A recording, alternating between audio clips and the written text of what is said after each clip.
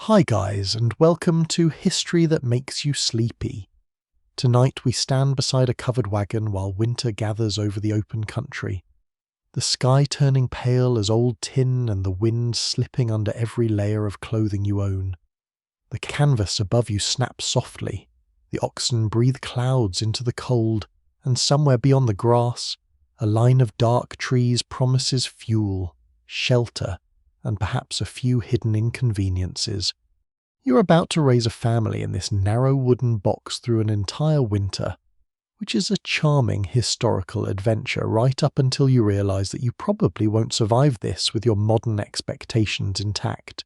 So, before you get comfortable, take a moment to like the video and subscribe, but only if you genuinely enjoy what I do here, and tell me where you're listening from, along with your local time, because it is strangely comforting to imagine all of us scattered across the world, quietly judging 19th century camping decisions together. Now, dim the lights. You look again at the ground beneath the wagon wheels. This choice matters more than almost anything you will do before the first heavy snow. A wagon that keeps moving can escape bad ground. A wagon committed to winter cannot. Once snow closes the tracks, mud freezes into ruts, and tired animals lose strength. Your little household may remain exactly where it stands for months. You begin with water. A stream nearby seems ideal, its dark surface moving between shelves of ice. Yet too near is dangerous. Spring floods may arrive before you are ready, and low ground gathers cold air as neatly as a basin gathers rain. The damp settles into bedding, food sacks, clothing, and lungs. You therefore search for a place slightly raised, close enough to carry water without turning every bucket into an expedition, but high enough to remain dry. Families crossing the 19th century American frontier commonly planned camps around water, grazing, and fuel. Those needs governed movement as firmly as roads did. In winter, grazing weakens, fuel becomes urgent, and water may hide beneath ice. The landscape begins making decisions for you. You walk toward the trees, cottonwood, willow, oak, pine, whatever the region offers. Each trunk represents warmth. You touch bark with a gloved hand and imagine how many armloads the family will need. More than you think. Naturally, firewood disappears with the mysterious speed of biscuits near hungry children. Greenwood smokes, rotten wood crumbles, fallen dry limbs are precious, but every neighbouring household wants them too. The trees also block the wind. You study their movement, noticing which branches bend and which side of each trunk carries snow. You're reading the land almost like a sailor reads water. The best camp lies behind a natural barrier, perhaps a low ridge or a thick stand of timber, where the worst gusts pass overhead. But you do not settle directly beneath old branches. Ice can weigh them down, and a falling limb does not care whether your youngest child has finally gone to sleep. The wagon itself must face the right direction. You turn the rear or narrow end toward the prevailing wind, reducing the broad canvas surface that catches each gust. The entrance should be sheltered if possible, because every opening releases warmth and admits snow. Historians still argue whether most families followed consistent rules about wagon orientation, or simply relied on local experience, habit, and desperate improvisation. The surviving diaries are often silent on the detail you most want to know. You test the soil with a spade. Frozen ground resists you, but beneath the crust you want drainage, not a hidden marsh. Mud swallows wheels, soaks boots, chills animals, and turns every trip outside into a personal disagreement with the earth. A slight slope carries meltwater away, though too much slope means sleeping at an angle. You also consider grass for the animals. Oxen and horses cannot live on scenery. If there is dry grass beneath the snow, they may paw or nose for it, but deep drifts make that difficult. Hay, if you have it, is bulky and vanishes quickly. Some families cut winter forage from river bottoms or gathered wild hay before cold weather hardened the land. You look across the pale field and calculate with the uneasy arithmetic of survival. How many animals, how many weeks, how much grass, how much can be hauled, and how much hope are you quietly adding to the total? A quirky frontier habit occasionally mentioned in reminiscences involves using the wagon's own shadow as a rough guide to sun exposure when choosing a camp. A family might note where morning light arrived first and afternoon warmth lingered longest. Sunlight is not decorative here. It dries canvas, softens frozen leather, warms stiff fingers, and improves everyone's temper. You circle back to the wagon, inside. Someone asks whether this is the place. The children are tired. The animals are tired. You're tired enough to mistake relief for judgment. That is the danger. A poor winter sight often looks acceptable at dusk, when stopping feels more attractive than thinking. So you wait. You listen. The stream murmurs beneath ice. Wind moves through grass with a dry whisper. A bird calls once from the timber and then falls silent. Smoke from a small trial fire drifts low, then bends away from the wagon. Good. The ridge is doing its work. You begin to imagine the camp taking shape. The wagon may be lowered or steadied. Wheels can be blocked with stones or timber. Snow may later be banked around the lower body for insulation. A lean shelter could rise nearby for cooking or storage. Animals can be tied where they are protected, but not so close that their smell, noise, and considerable opinions dominate the household. There is still risk. Native communities have read these lands for generations, understanding seasonal water, game routes, winds, and safe wintering places with a depth newcomers rarely possess. Settlers sometimes benefited from indigenous knowledge, openly or quietly borrowed. The land does not reward pride, it rewards attention. You choose the raised ground near the timber, above the stream, with open southern light and a ridge against the north wind. It is not perfect. Nothing on the trail is perfect. It is simply the place where the family's chances seem least unreasonable. The decision settles over everyone. The oxen are unyoked. Boots press dark marks into the frost. A child gathers sticks too small to matter, but carries them proudly. Another asks whether this will be home. For now, yes. You say it gently. Though the word home feels ambitious beside canvas and wheels, still, a home begins with a boundary, a fire, and the shared belief that tomorrow can be managed. You drive the first wedge beneath a wheel, hearing wood strike wood in the cold air, and the wagon finally stops being a vehicle. It becomes a winter house. The first evening reveals how quickly a wagon can feel smaller once nobody intends to leave it by morning. While it rolls, every object has a destination. Flour rides in one corner, bedding in another. Tools hang where hands can find them, and children squeeze into whatever space remains.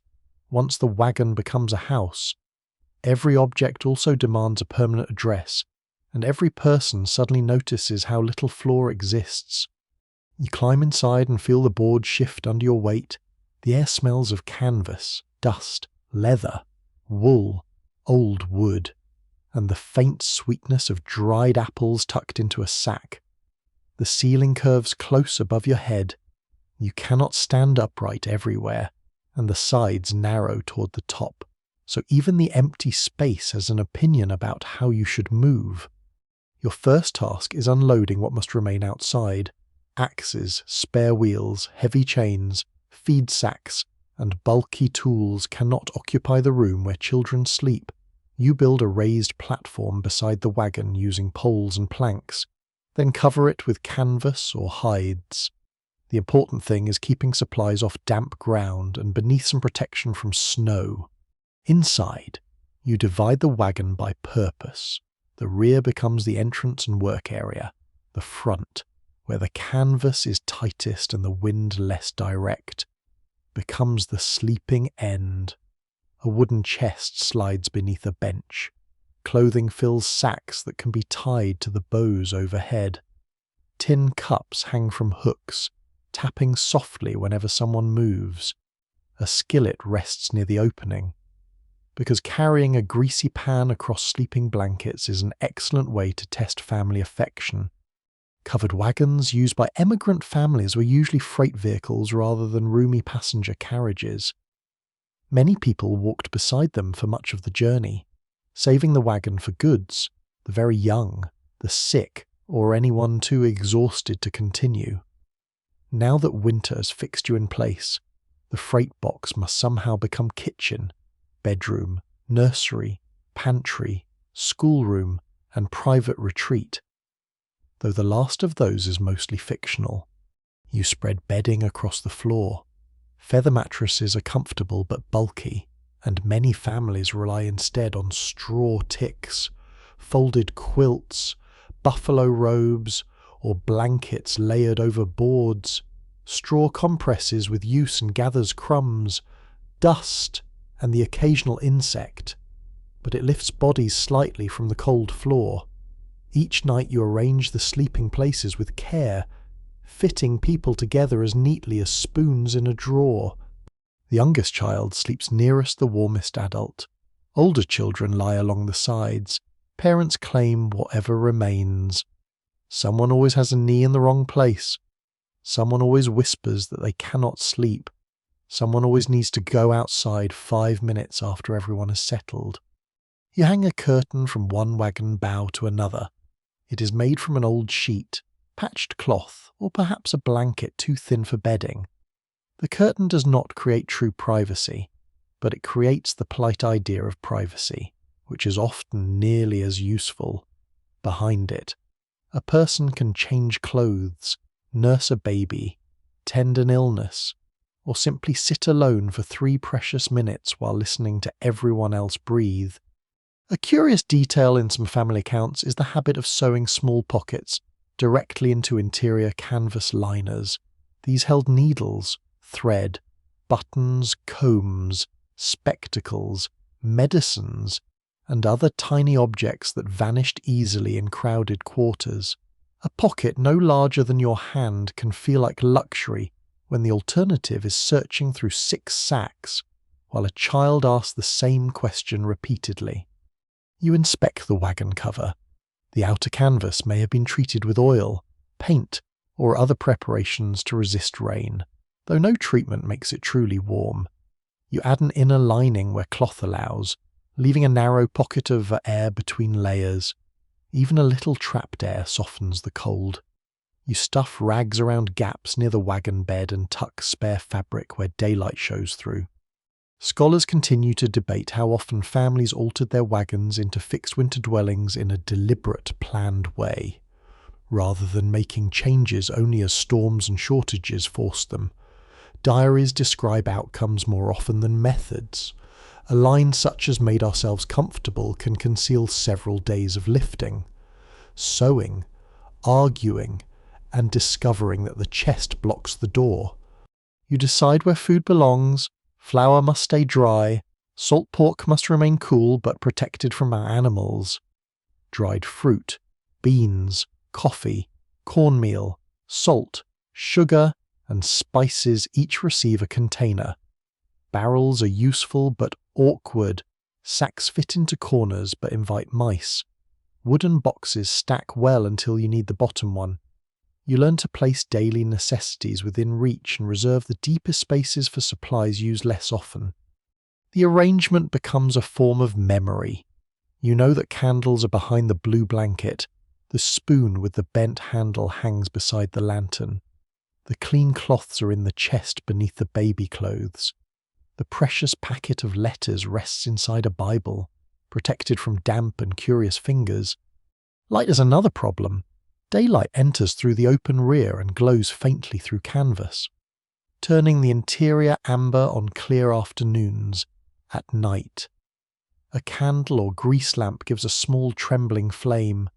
The shadows stretch across the curved roof, and every hanging coat becomes a silent person until your eyes adjust. You must guard flame carefully. Canvas, dry bedding, loose straw, and wooden boards make a wagon deeply uninterested in forgiving mistakes.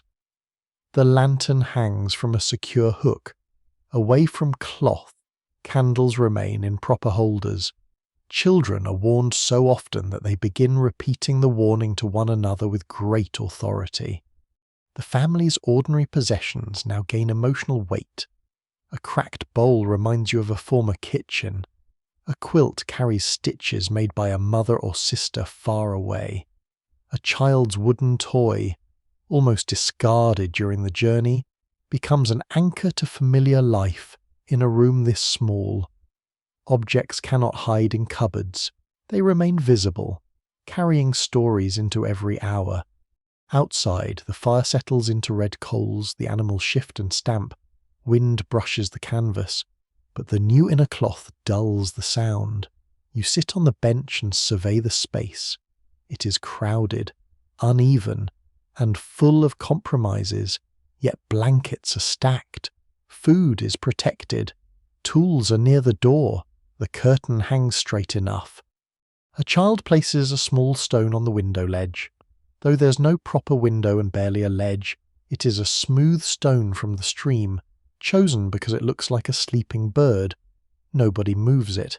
The stone becomes decoration, and decoration becomes a claim. This is how the wagon changes, not through one grand act, but through hooks, pockets, folded quilts, assigned corners, and the careful placement of things that tell everyone where they belong. You lower the canvas flap against the dark, and the interior closes around the family with a soft rustle. The space is still no larger, but tonight, somehow, it feels more like yours by midnight. The wagon teaches you that making a place feel like home is not the same as making it warm. The cold does not arrive dramatically. It enters by patience. It slips beneath the canvas edge, moves through the gaps between boards, settles inside metal cups, and waits in the folds of every blanket. At first you notice only your nose, then your fingers, then the toes you thought were safely wrapped in wool. Soon the whole family lies awake beneath layers of bedding, listening to the canvas tighten in the frost. The wagon roof gives a soft crackle whenever the wind presses against it. Frozen moisture forms along the inside of the cover, especially where warm breath meets cold cloth. In the dim lantern light, tiny crystals shine above you like stars, which would be charming if they didn't occasionally melt and fall onto your face. You pull the blanket higher. Someone beside you pulls it back. This is the ancient domestic contest of winter bedding, now performed inside a wooden box on wheels. The small stove or brazier seems like the obvious answer, but fire inside a covered wagon is dangerous. Many families cook outside whenever weather permits, using the interior flame only with great caution, if at all. A wagon cover can catch quickly, and smoke gathers beneath the curved canvas. Even a carefully tended stove demands ventilation, which means opening a gap for air and inviting the cold you're trying to defeat. So you balance warmth against breathing. Always an inconvenient choice. You bank the evening fire outside and keep hot stones near the entrance, wrapped in cloth. They can be placed beneath bedding or near cold feet. Bricks may serve the same purpose when available. They hold heat for a while, then become ordinary stones again, usually just when you have finally relaxed. A curious winter practice appears in scattered recollections and household traditions. Families sometimes warmed night clothes by wrapping them around heated stones or holding them near the stove before dressing. The pleasure lasted only moments, but those moments mattered. Pulling on a warm shirt in a freezing wagon could feel almost luxurious. Until the cloth cooled and reminded you where you were. You add another layer beneath the bedding, wool blankets go above, straw or folded cloth below. Insulation under the body matters because the wagon floor draws heat away steadily. A person may cover the top half with 3 quilts and still shiver from the boards underneath. The youngest child sleeps between adults, enclosed by shared warmth. Older children curl together. Nobody has enough space to stretch fully. But close bodies turn inconvenience into survival. You hear the slow breathing beside you, the occasional murmur from a dream, and the small grinding sound of someone's teeth in the cold. Outside, the temperature falls further. Wood contracts with sharp little knocks. Leather harness stiffens. Water in a bucket begins to skin over with ice. Any damp clothing left near the entrance becomes rigid by morning. Boots freeze into awkward shapes, forcing you to work them loose with your hands before anyone can put them on. Mainstream accounts of overland travel often emphasize summer heat, dust, river crossings, and disease. Yet cold could be just as punishing for families who were delayed, stranded, or forced to winter along a route. Canvas offered protection from rain and wind, but very little true insulation. A wagon was a barrier, not a warm room. You wake before dawn because your breath feels too cold in your throat. The air inside smells of wool, smoke, unwashed bodies, damp cloth, and the sour trace of yesterday's food.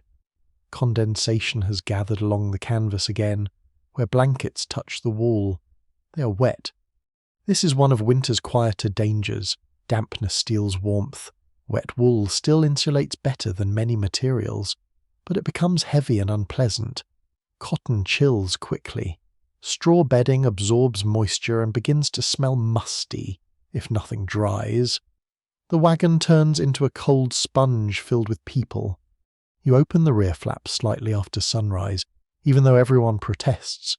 Fresh air moves through, sharp and clean. Steam seems to rise from the bedding as you shake it outside. Quilts hang across the ropes when the weather is clear. Blankets are turned. Straw is stirred and replaced when possible. The sun reaches the wagon slowly. Its light warms the canvas, releasing the smell of oil, dust, and fabric. Frost loosens and runs in narrow drops along the inside. You wipe the moisture with rags, wring them outside, and repeat the process until your hands ache. Historians continue to disagree about how effective common canvas treatments were in severe winter conditions, since surviving descriptions often confuse water resistance with warmth. An oiled cover might shed rain admirably and still allow bitter cold to pass through with hardly any resistance. The wagon can be dry and freezing at the same time, a practical distinction that becomes very clear around 3 in the morning. You begin sealing every draft you can find. Rolled cloth fills cracks, spare sacks cover the lower boards. Snow, once deep enough, can be packed around the outside base of the wagon to block wind. It works surprisingly well, though it also traps moisture and must be managed when temperatures rise. A hanging blanket across the rear opening creates a second barrier behind the canvas flap.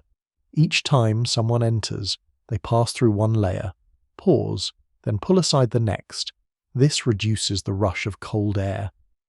Though children rarely remember the pause, they burst inside carrying snow, noise, and urgent information about a stick they have found. The daily rhythm now bends around heat. Morning begins with reviving the fire. Evening ends with preparing fuel for the night. Every stick is judged. Every ember is protected. Ashes are stirred, coals gathered, and dry kindling kept where snow cannot reach it. Smoke clings to everything. Hair smells of it. Blankets smell of it. Bread tastes faintly of it.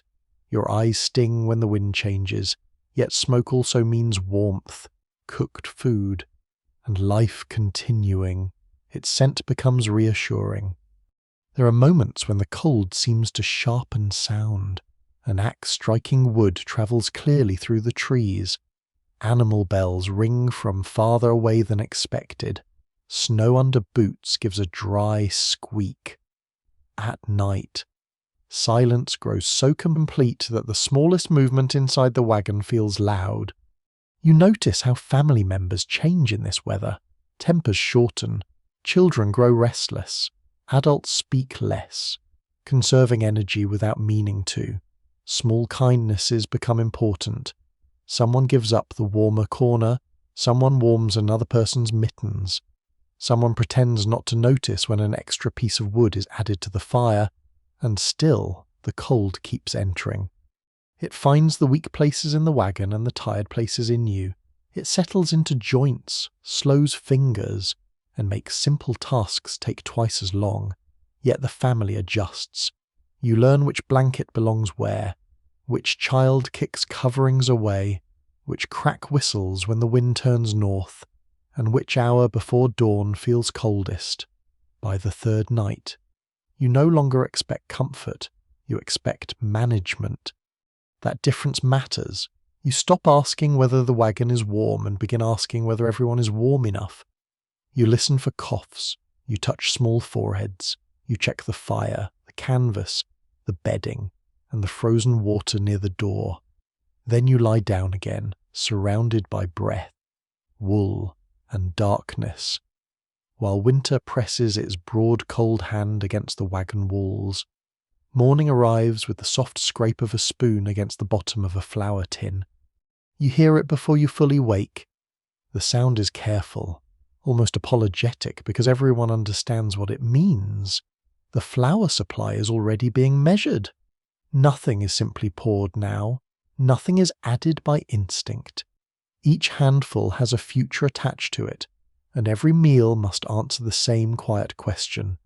How long can this last?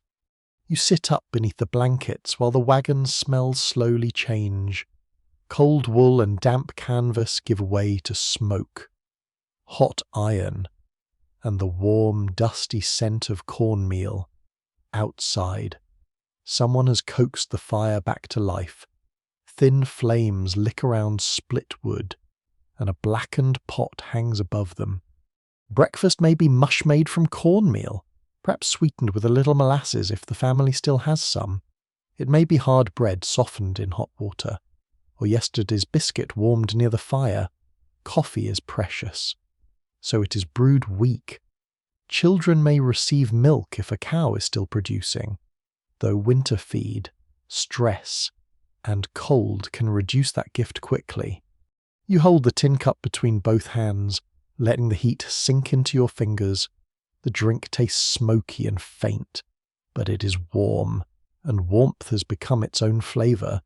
Food carried in emigrant wagons often centred on durable staples such as flour, cornmeal, beans, rice, salt pork, bacon, coffee, sugar, dried fruit, and hard bread. Fresh food spoiled quickly, took up space, or depended on hunting and local trade. Once winter closes around the camp, the family's diet narrows even further. The flour must be protected from damp. Beans must be checked for insects. Salt pork needs to remain cool without freezing into an impossible block. Dried apples and peaches are examined for mould. Every sack is tied tightly against mice. Though mice possess a confidence that borders on professional insult, you learn to cook with very little waste. The water left from boiling beans may thicken a soup. Fat rendered from pork is saved in a covered vessel. Bacon grease flavours bread, greens, or potatoes when such luxuries exist. Crumbs are gathered. Bones simmer for broth. Even the browned scraps stuck to a skillet can be loosened with water and turned into gravy. Nothing disappears casually. A small piece of salt pork can season an entire pot of beans if sliced thinly enough. The meat may be more salt than substance, requiring soaking before cooking. When you lift it from the barrel, its surface feels firm and greasy. The smell is strong, but familiar. Fried slowly, it releases fat into the pan, and that fat becomes the beginning of several meals. Children watch the skillet with solemn attention. You divide portions before serving. Adults may pretend they are less hungry than they are. A mother says she ate while cooking. A father claims he had something earlier. Older children recognize the performance but do not mention it. One unusual household trick involves saving dried apple peelings and cores to flavour hot water. creating a weak fruit drink when tea or coffee runs low. It is hardly elegant, but the steam smells pleasant, and the hint of sweetness can brighten an evening. A scrap becomes comfort simply because someone refuses to treat it as useless. The camp may hunt when weather and ammunition allow. Rabbit, deer, prairie chicken, or other local game can add fresh meat. But hunting is never guaranteed. It takes time, strength, suitable weather, and luck. A missed shot wastes powder. A long search exposes a person to cold. Even success creates more work, since meat must be cleaned, cooked, dried, frozen, or shared before it spoils. You cannot plan a family survival around the hope that an animal appears at a convenient moment. Researchers remain divided over how often wintering emigrant families depended heavily on hunting rather than stored provisions. Some diaries praise abundant game, while others describe empty landscapes and repeated failure. Memory may exaggerate both feast and famine, especially when an old storyteller looks back across many years. Beans become the dependable centre of the pot. They take hours to soften, especially in hard water or at higher elevations. Fuel is needed for every hour of simmering, so cooking time matters almost as much as the food itself. Soaking beans overnight reduces the burden, provided the water doesn't freeze solid. You crouch near the fire and lift the lid. Steam rolls upward, carrying the earthy smell of beans and pork. For a moment the camp feels generous. The pot is full. The children are close. Snow brightens the ground, and the fire gives a steady crackle. Then you remember that the pot must feed everyone twice. Bread offers another challenge. Yeast may be scarce or unreliable in cold weather. Sourdough starter can be kept alive, but it requires attention and protection from freezing. Many families rely on biscuits raised with soda, quick corn cakes, or unleavened bread cooked in a skillet. You mix flour with fat, salt, and a little water or milk. The dough clings to your fingers. There is no wide kitchen table, only a board balanced across a chest. A child bumps your elbow. Another asks when the bread will be ready.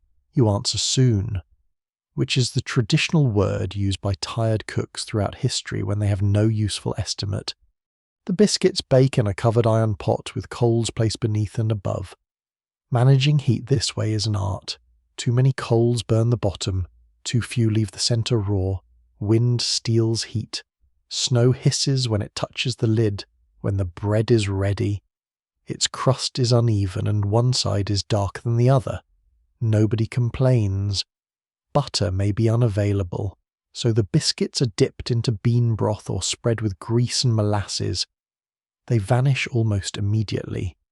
Dried fruit is saved for variety and for health. Apples, peaches, berries, and raisins can be stewed until soft.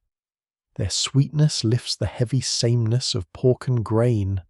People may not understand vitamins in modern terms, but they recognize that a monotonous diet weakens the body and spirit. Preserved vegetables help when the family has them.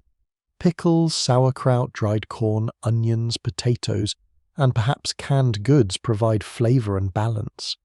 Glass jars are fragile in a wagon, and freezing can crack them, so preserved food must be watched carefully. You begin counting meals rather than days. There are enough beans for perhaps 6 weeks. Flour may last longer if cornmeal is used often. Sugar must be rationed. Coffee is already low. Salt is secure. Dried apples are fewer than expected because someone has been taking them from the sack. A small investigation follows. The guilty child denies everything while chewing suspiciously. You do not punish too harshly. Hunger behaves differently from mischief. Still, the sack is moved higher, and portions are made clearer in a confined family. Fairness must be visible. One child receiving a larger biscuit can become a political crisis of remarkable intensity. Evening supper is quieter than breakfast. The family eats from bowls balanced on knees. The wagon holds the smell of beans, smoke, and warm bread. Spoons scrape slowly. Outside. The wind moves through the trees, but inside there is food enough for tonight. That phrase becomes important. Enough for tonight. You cannot eat the whole winter at once. You can only protect tomorrow's flour, soak tomorrow's beans, save tonight's grease, and place the remaining biscuits beneath a cloth. Then you close the food chest, secure the sacks, and listen to satisfied children settle beneath blankets, while the small stored harvest of another season waits patiently in the dark. The next morning begins with ice inside the water bucket. A thin white skin stretches across the surface. Cloudy at the centre and clear near the rim, you tap it with a spoon. It answers with a brittle crack, and several sharp pieces slide beneath the water. The children find this interesting. You find it less charming, because every cup of water inside the wagon has arrived through effort. The stream lies only a short walk downhill, but winter turns distance into labour. You take 2 buckets, wrap your hands, and step into the pale morning. Snow gives beneath your boots with a dry crunch. The air bites the inside of your nose. Smoke from the campfire hangs low among the trees. At the bank, ice covers the quieter edges. Dark water moves in the middle, cold and quick. Someone has already cut an opening. Though a new rim has formed overnight, you break it with the back of an axe and kneel carefully. One slip could soak a sleeve or glove, and wet clothing in this weather is not a small inconvenience. It is a problem that follows you for hours. The first bucket fills with a heavy rush. Water splashes over the rim and freezes almost at once along the metal handle. You lift, steady yourself, and fill the second. Now the climb back begins. A gallon of water weighs more than 8 pounds. 2 full buckets pull at your shoulders and arms. You walk slowly, watching each step. A family may need water for drinking, cooking, washing, animals, and cleaning. Though almost nobody receives as much as they would prefer, on many overland routes, access to dependable water shaped both daily travel and campsite choice. In winter, that familiar necessity becomes harder to reach. Streams freeze, springs slow, and snow may be abundant while usable water remains scarce. You reach the wagon with fingers stiff around the handles. Half the water goes directly into cooking. Some is reserved for drinking. A little is poured into a basin for washing faces and hands. The rest must wait. Nobody wastes it. Morning washing is brief. A cloth is dipped, wrung, and passed across skin. Full bathing is rare because heating enough water consumes both time and fuel. Privacy is also limited, and cold air discourages ambitious ideas about cleanliness. You begin with the youngest child. Warm water touches the cheeks, neck, hands, and behind the ears. The child squirms as though you are performing a serious injustice. Older children wash themselves under supervision, often claiming completion long before the dirt agrees. Adults manage with even less: hands, face. And essential areas receive attention. Hair may go days or weeks without a proper wash. Dust from the trail has given way to smoke, grease, and the close smell of winter clothing. Everyone becomes accustomed to one another in a way modern people might describe as intimate, though unavoidable is perhaps the more accurate word. Laundry waits until there is enough fuel, water, and decent weather. You gather shirts, stockings, underclothes, cloth diapers, aprons, and towels into a pile. Each item feels heavier than expected. Wool must be handled carefully. Linen and cotton can be scrubbed more firmly, but water chills hands quickly. You heat a large pot near the fire. Soap is precious, often homemade from fat and lye. It smells plain and sharp, not floral. You shave a little into the water, then lower in the dirtiest pieces. Clothes are stirred with a stick, lifted, rubbed, and rinsed. Stains rarely vanish. The goal is not perfection. The goal is removing enough grease, sweat, and dirt to keep skin healthier and fabric usable. One odd domestic practice recorded in various frontier households involves saving the cleanest melted snow for washing delicate cloth or hair because it was softer than mineral-heavy stream water. The result may have felt smoother. Though collecting and melting enough snow required a great deal of patience for a very modest reward. You carry wet garments to a rope strung between the wagon and a tree. In deep cold they freeze before they dry. Shirts stiffen into flat shapes. Stockings become rigid tubes. Cloth diapers hang like boards. The children laugh and knock gently against them until told to stop. Drying then becomes a slow exchange between sunlight, wind, and indoor warmth. Clothes may be brought inside and hung near the fire, where they release dampness into the wagon. They must not hang too close to flame. You already live in a canvas shell filled with straw and wool. There is no need to make the arrangement more exciting. Specialists remain uncertain about how frequently emigrant families maintained regular washing schedules during prolonged winter camps. Some personal accounts describe weekly routines, while others suggest that weather and exhaustion reduced washing to the bare minimum. The truth likely changed from family to family, depending on water, fuel, health, and how much work one exhausted adult could endure. Then there is waste. No bedtime story about frontier family life can remain honest, while pretending that people simply drank water and vanished politely behind the trees. At first, a shallow latrine is dug at a sensible distance from the wagon and water source. Frozen ground makes digging difficult. You strike the earth with a spade and hear the dull ring of metal against frost. A deeper pit may be impossible until the ground softens, so waste must be covered with soil, ash, or snow, and the place moved when necessary. Children require help. Nighttime creates another challenge. Nobody wants to leave the wagon in bitter wind. So chamber pots or covered buckets may be used indoors. In the morning they must be carried out, emptied, rinsed, and returned. The task belongs to whoever is available. Though it often falls to women or older children, it is ordinary work, unpleasant but unavoidable. In a crowded winter camp, poor waste management attracts animals, contaminates water, and spreads illness. Food scraps are handled carefully too. Bones can be boiled again, then burned or buried. Grease must not be poured near the wagon. Ashes from the fire may help cover waste, reduce odours, and keep the camp more orderly. Order matters because disorder multiplies. A wet cloth left in a corner becomes mildew. A dirty pot draws mice. A waste bucket forgotten overnight freezes solid, which is the sort of mistake a family makes only once if fortune is kind. By midday, your back aches from hauling. Your hands are red and rough. Water has splashed inside your cuffs. The wash rope creaks under frozen clothing. Another bucket is already empty.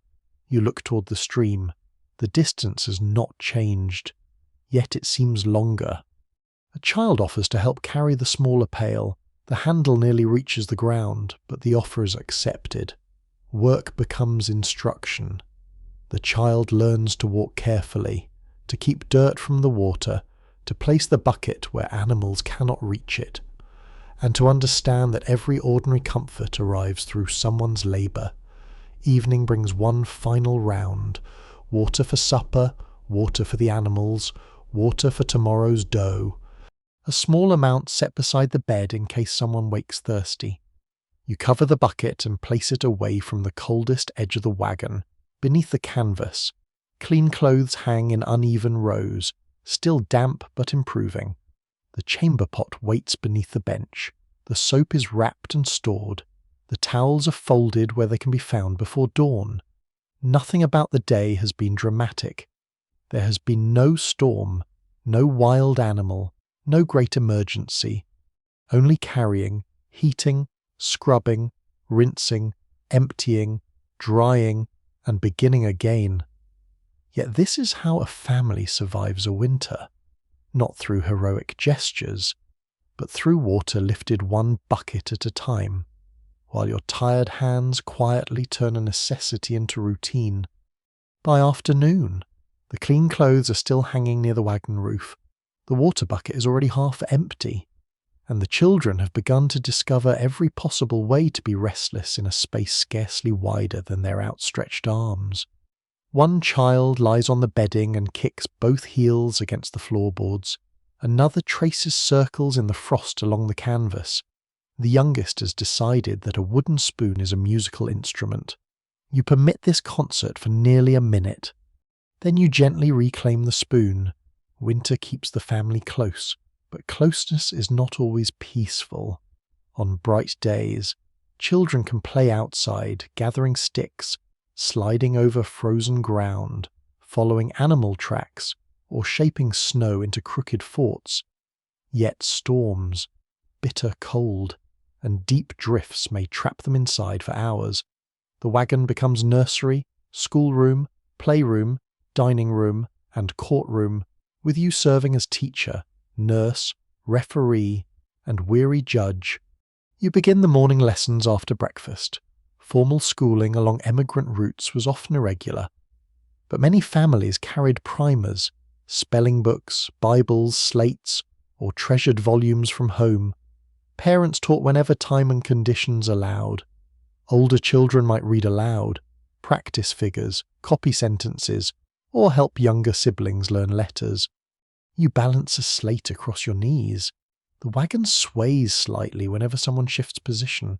A child grips a piece of chalk and carefully forms an A. Then a shape that may be a B, or perhaps a small chair caught in a storm.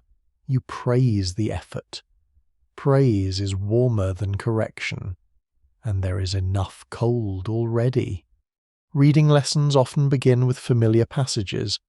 A Bible may be the only book everyone knows well. Its pages are thin, its language solemn, and its stories long enough to occupy a quiet hour. A child sounds out each word while the others listen, interrupt, whisper, and occasionally claim to be dying of boredom.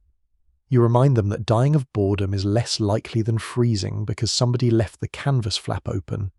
The flap closes. Arithmetic comes from the life around you. If there are 12 biscuits and 6 people, how many does each person receive if 3 sticks of firewood burn in an hour? How many are needed before bedtime if a sack of beans must last 30 days? How much can be cooked tonight? The questions are practical enough to make everyone slightly nervous. Small children learn through imitation. They sort buttons, fold cloth, stack kindling, or carry cups from one corner to another. Their work is not always useful, but usefulness is not the only purpose. A child who feels included is less likely to create a new household crisis involving flour. One peculiar amusement mentioned in family recollections involves making tiny dolls from corn cobs, rags, scraps of yarn, or bundled grass. A face may be drawn with charcoal, a bit of cloth becomes a dress. Such dolls have no polished eyes or painted smile, but they can attend imaginary dinners, survive imaginary blizzards, and behave with far greater patience than the adults around them. Older children carve whistles, shape animals from wood, or play guessing games. Buttons become counters, pebbles become livestock, a folded blanket turns into a mountain range, the smooth stone placed near the false window ledge, the one that resembles a sleeping bird, now serves as a royal pet in a complicated kingdom whose laws change every 10 minutes.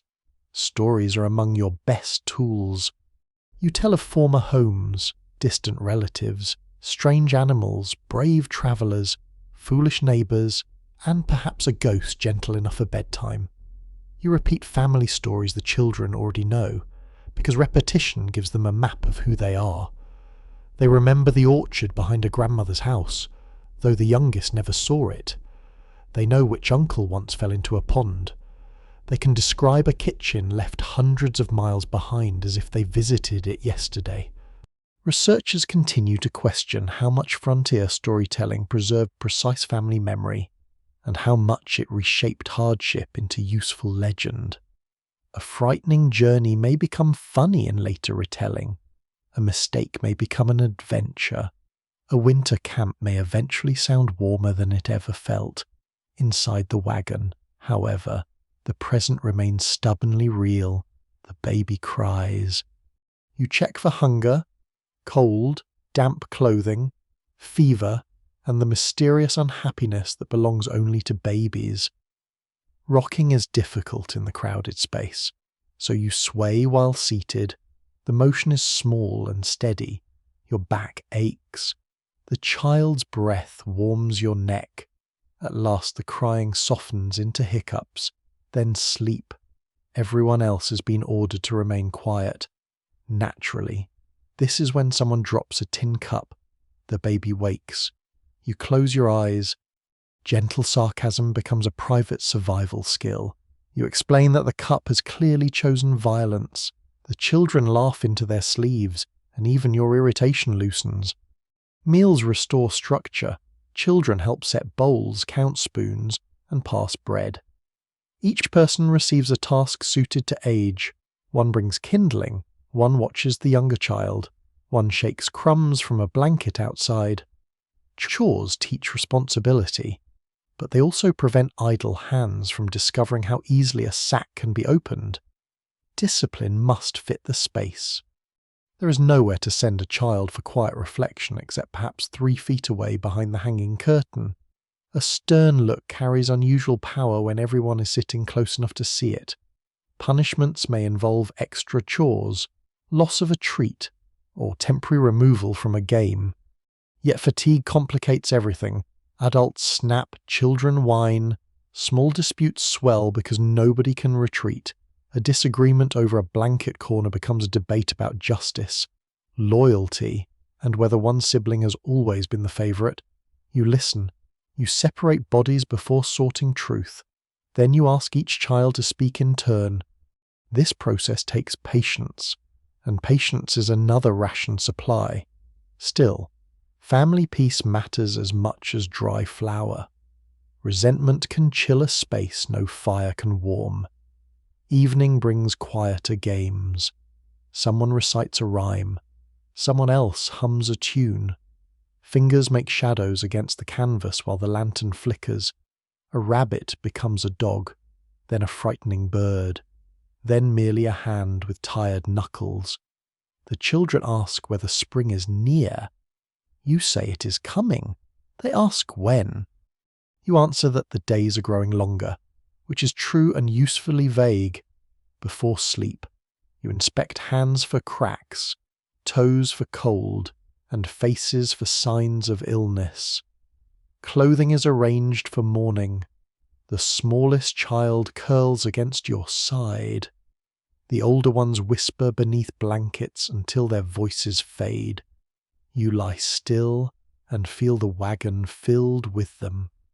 Their knees press into your legs. Their breath thickens the air. One child murmurs in sleep. Another clutches the rag doll made earlier that day. The room offers no privacy, little silence, and almost no escape. Yet it also holds lessons, songs, invented kingdoms, arguments repaired before bedtime, and stories carried forward through another night.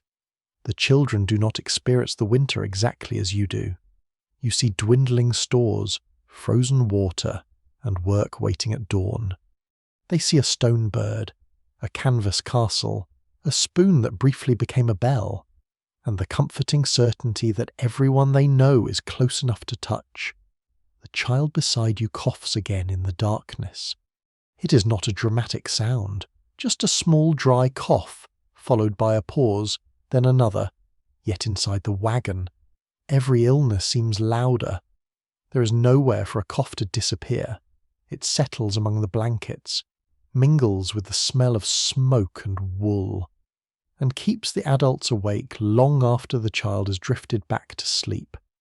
You place a hand against the small forehead, warm, but not burning.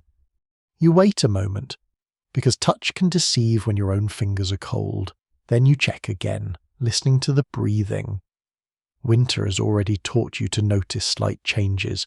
A child who refuses food, sleeps too long, shivers without reason, or grows strangely quiet can turn an ordinary morning into a day of careful watching. Medical help may be many miles away, even when a doctor lives within reach. Snow, mud, swollen water, weak animals, or simple poverty can make the journey impossible. Frontier families often relied on household remedies, practical experience, advice from neighbours, and whatever medicines had survived the road. You own a small collection of bottles, packets, and folded papers. Some are labelled, others are known only by memory. There may be camphor, castor oil, laudanum, quinine, mustard, turpentine, herbs, salves, and powders whose exact ingredients are uncertain. They occupy a protected pocket high inside the wagon, beyond the reach of curious children. Laudanum, a preparation containing opium, was widely used during the 19th century for pain, coughing, sleeplessness, and digestive troubles. It could calm suffering, but it could also cause dependence or dangerous dosing, especially when given without reliable measurement. A few drops might be medicine. Too many could become a tragedy no tired parent intended. You therefore begin with simpler comforts: warm water, a little honey, if any remains, a cloth wrapped around the throat, steam from a pot held at a safe distance. The child sits beneath a blanket while damp warmth rises round the face. The wagon fills with the scent of boiled herbs and smoke. You speak softly, partly to soothe the patient and partly to reassure yourself. By morning, the cough is looser. That feels encouraging, though nothing is certain. Illness does not arrive alone. It brings more washing, more water carrying, more fuel use, more worry, and less sleep for whoever provides care. If one person becomes sick, another must complete the abandoned chores. If two fall ill, the entire household rhythm bends. A feverish child needs clean cloths and frequent drinks. A parent with fever may still try to rise, because animals must be fed and meals prepared. Rest is recommended by nearly everyone and available to almost no one. A peculiar remedy, sometimes used for chest complaints, involved placing a warm poultice made from mustard, flour, or mashed onion against the body. The mixture could redden or even burn the skin if left too long. The sharp smell filled a room, and the patient might recover mainly to avoid a second application.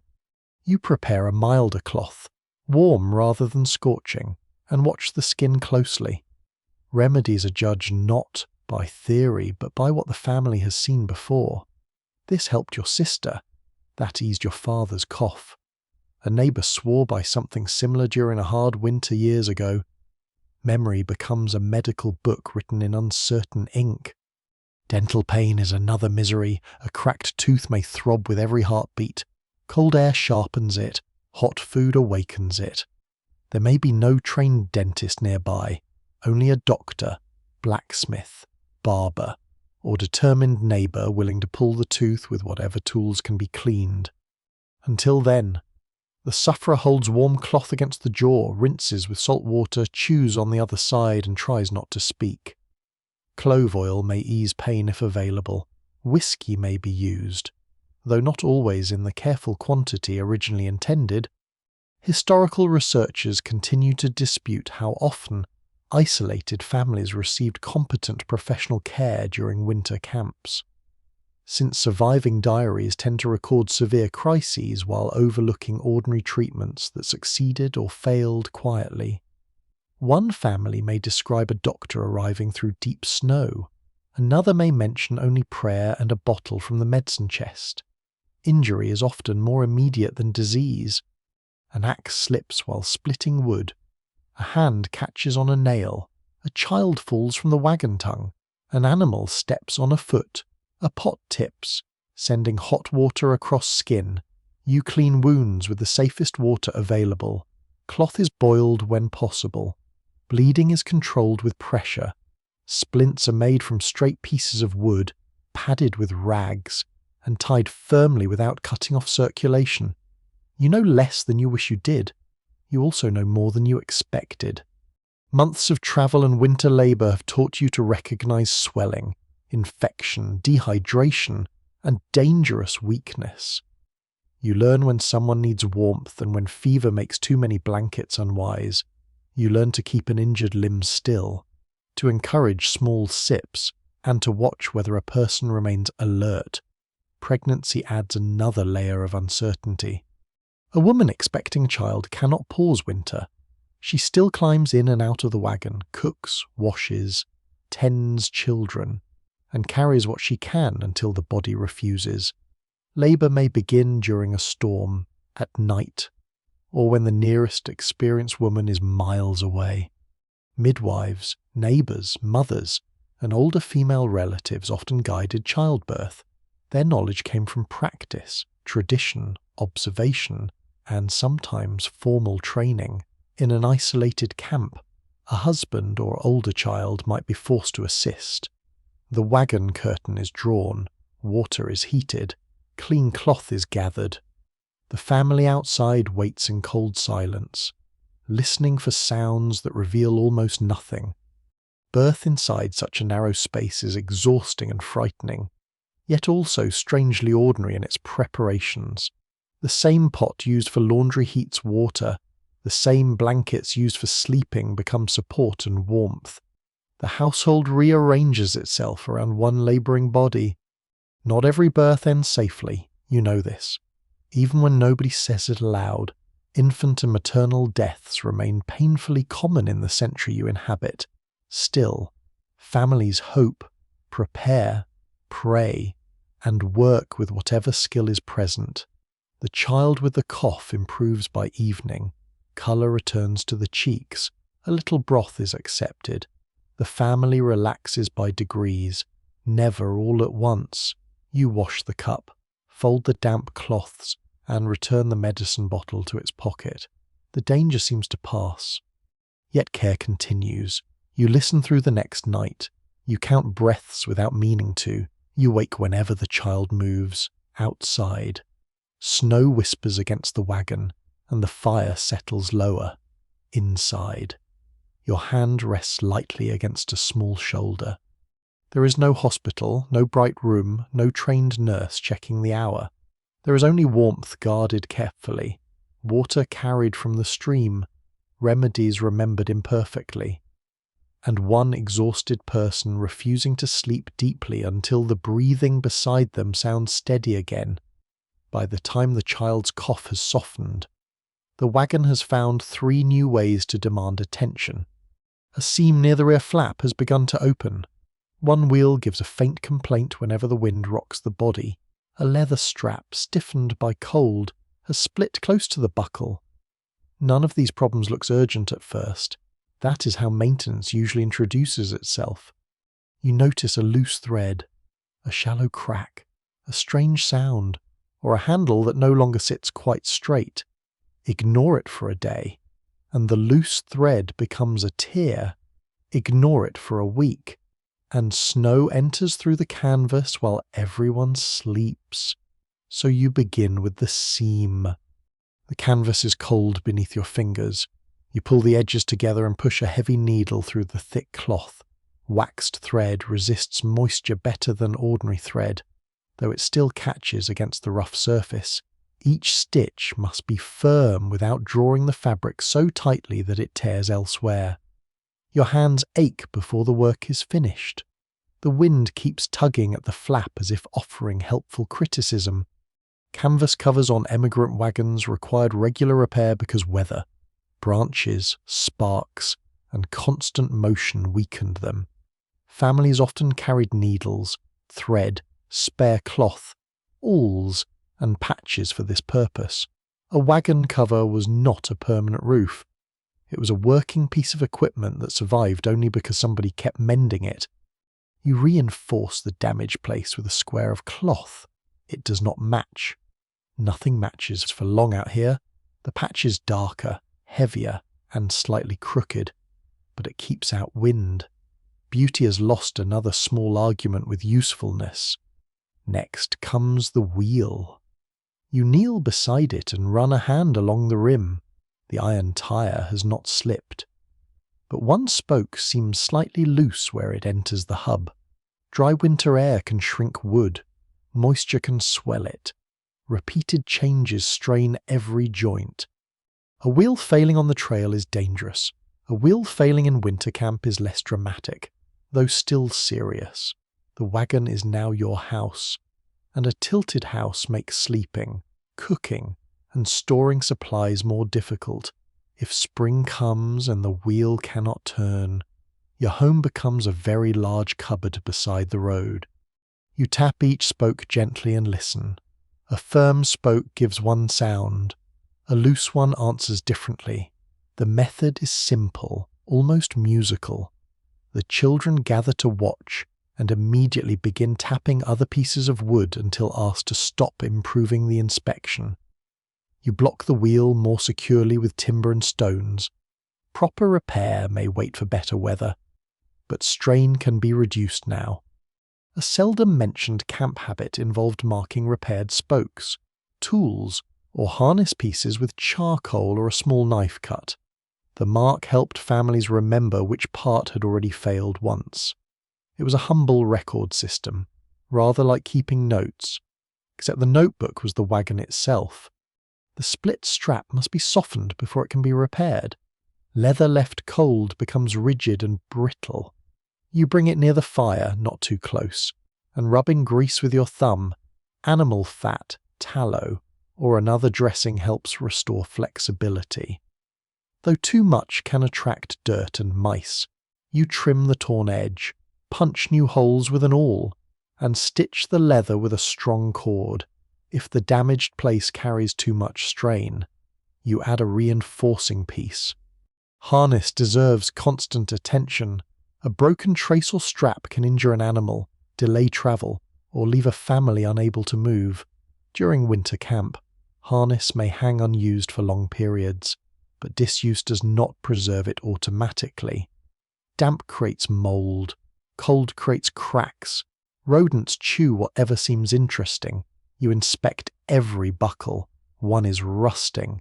You rub it with cloth and grease. The metal stains your fingers dark. Nearby, a child asks why everything needs fixing. You consider the question because everything is being used. You answer, that is close enough to the truth. Clothing waits in a basket near the entrance. Stockings need darning. A shirt has torn beneath the arm. A mitten has lost part of its thumb.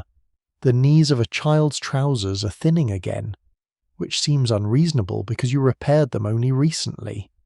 Needlework fills hours that might otherwise look restful from the outside.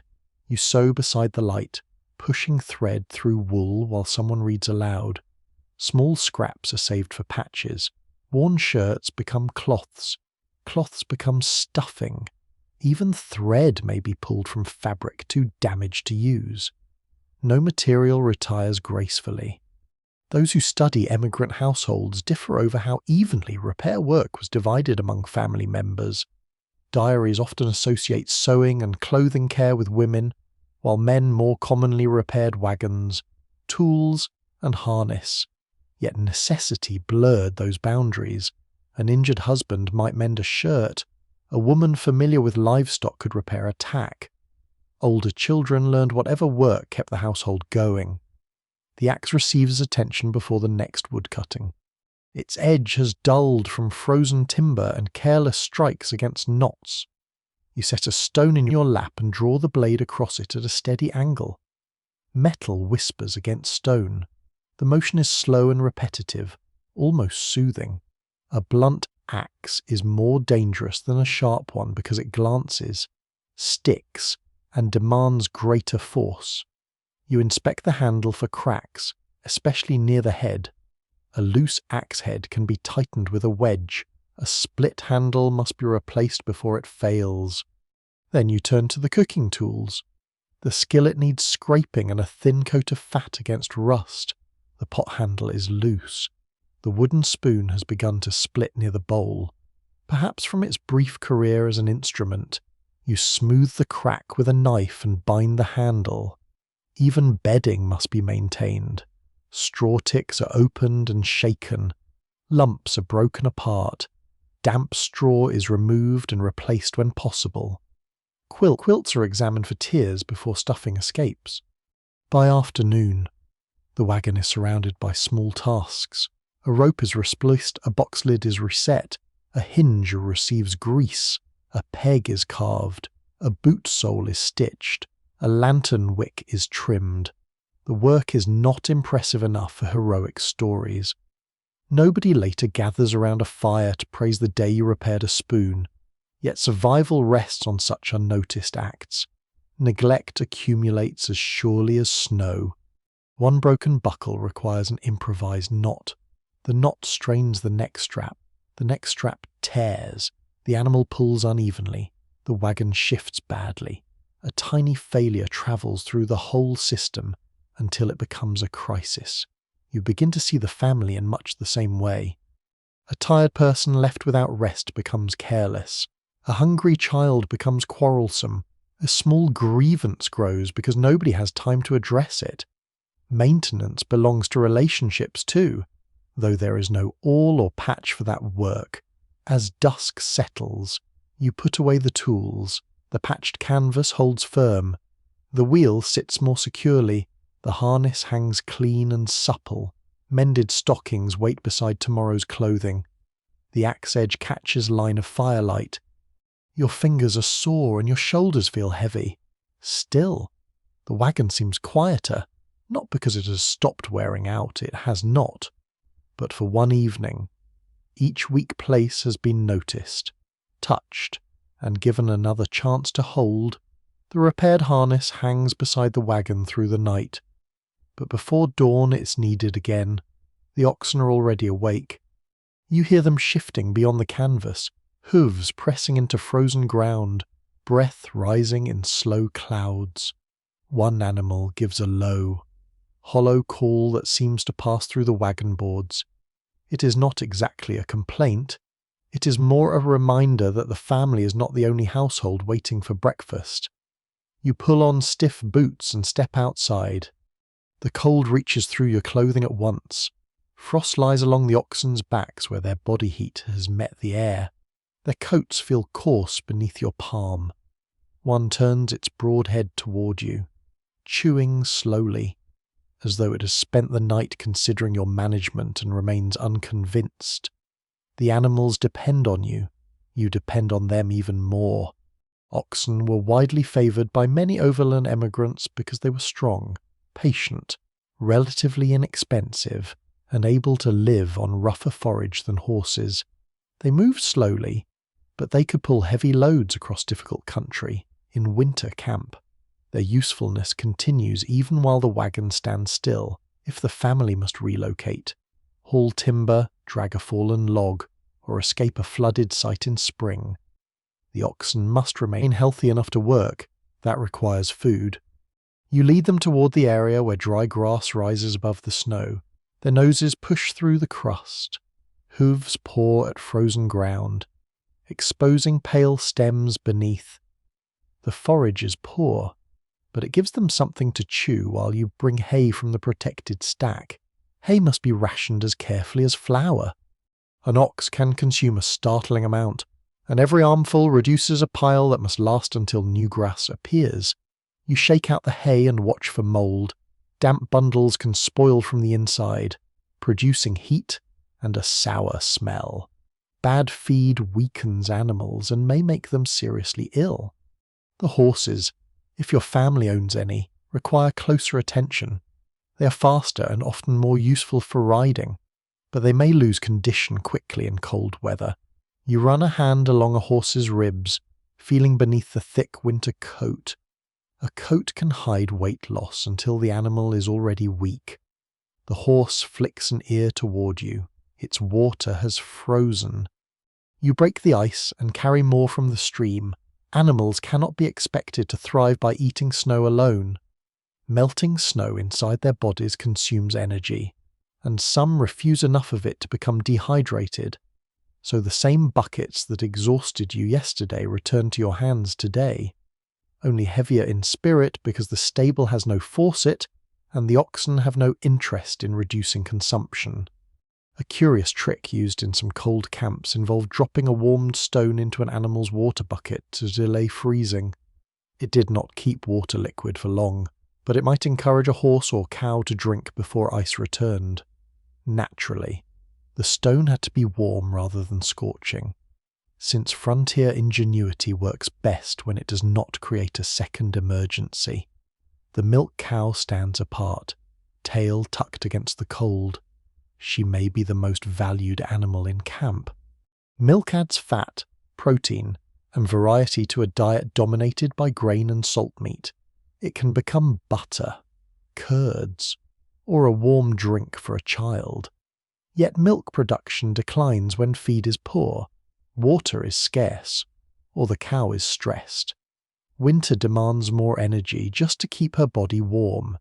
You clean the udder with a cloth warmed in water, then sit on a low stool. The metal pail rests between your boots.